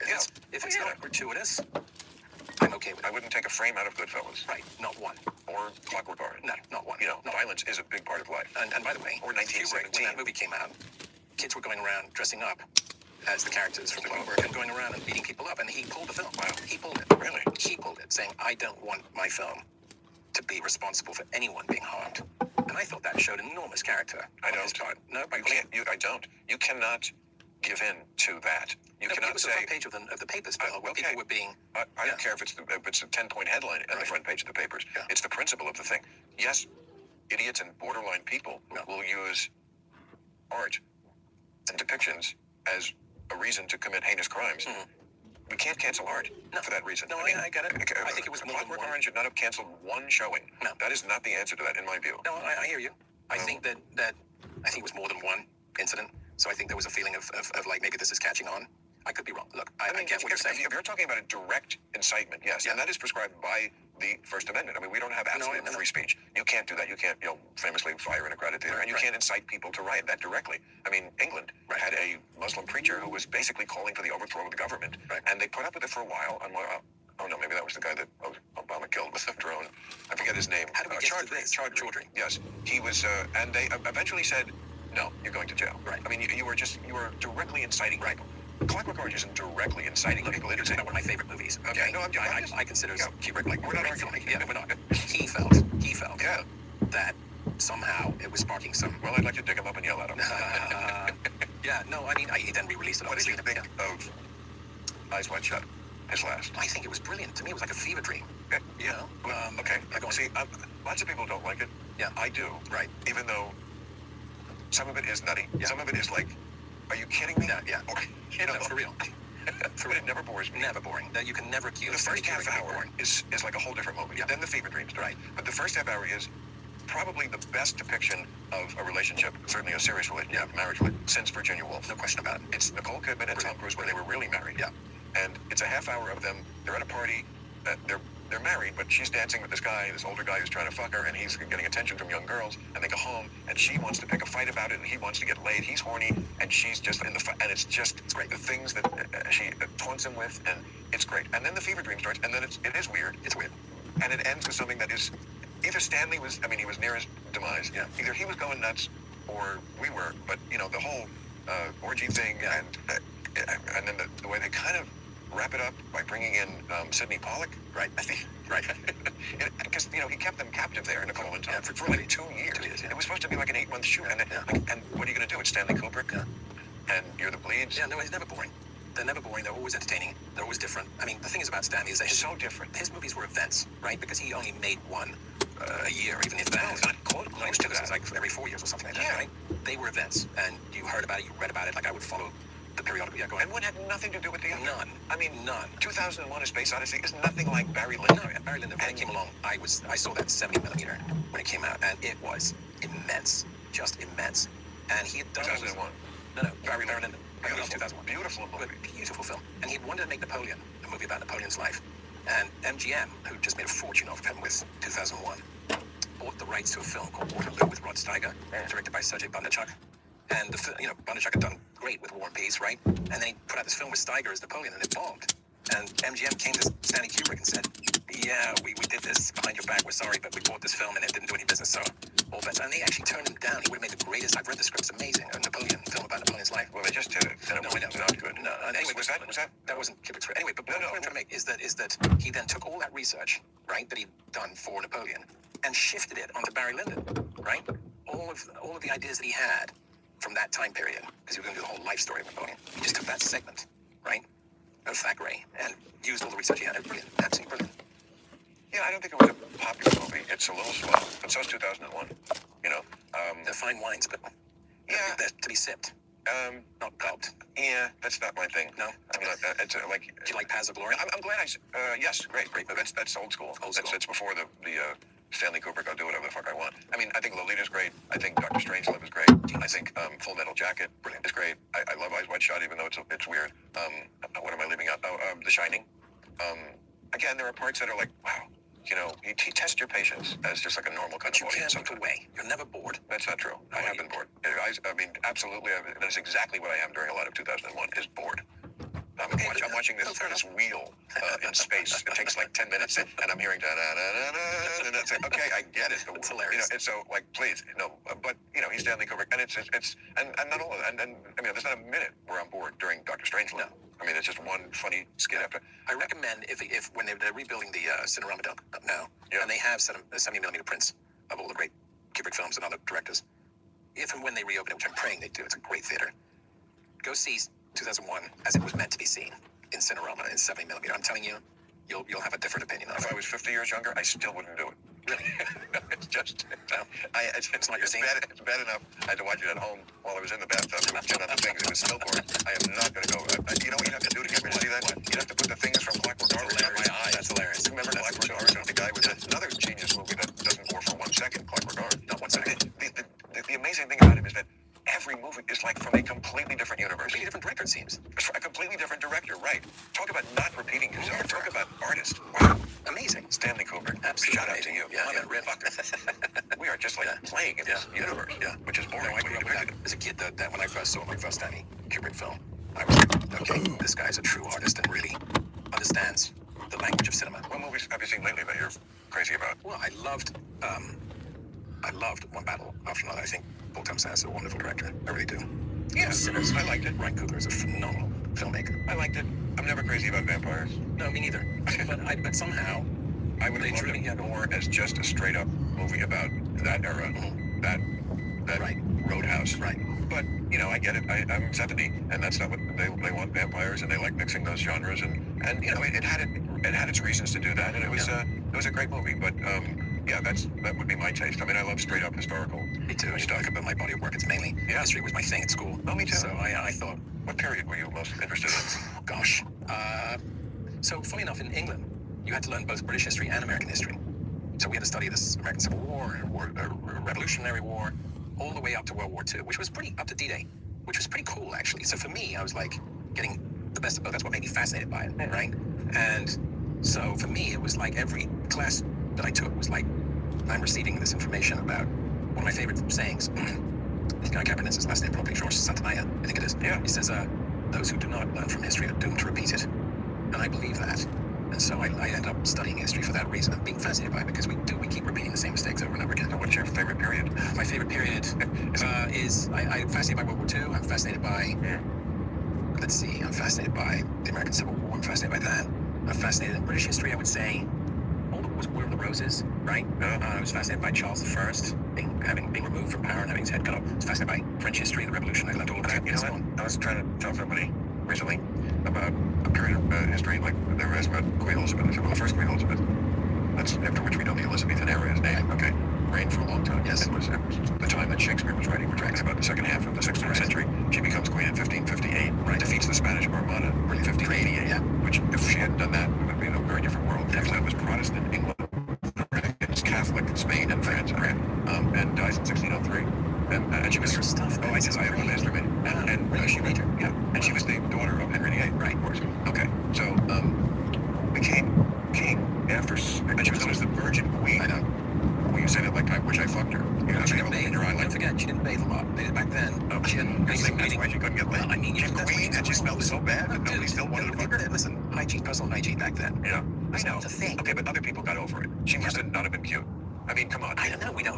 Somebody was fucking there. I know. He was definitely interested. He got pretty close to it. We don't know what happened there. Right. Okay. He explored. It's good.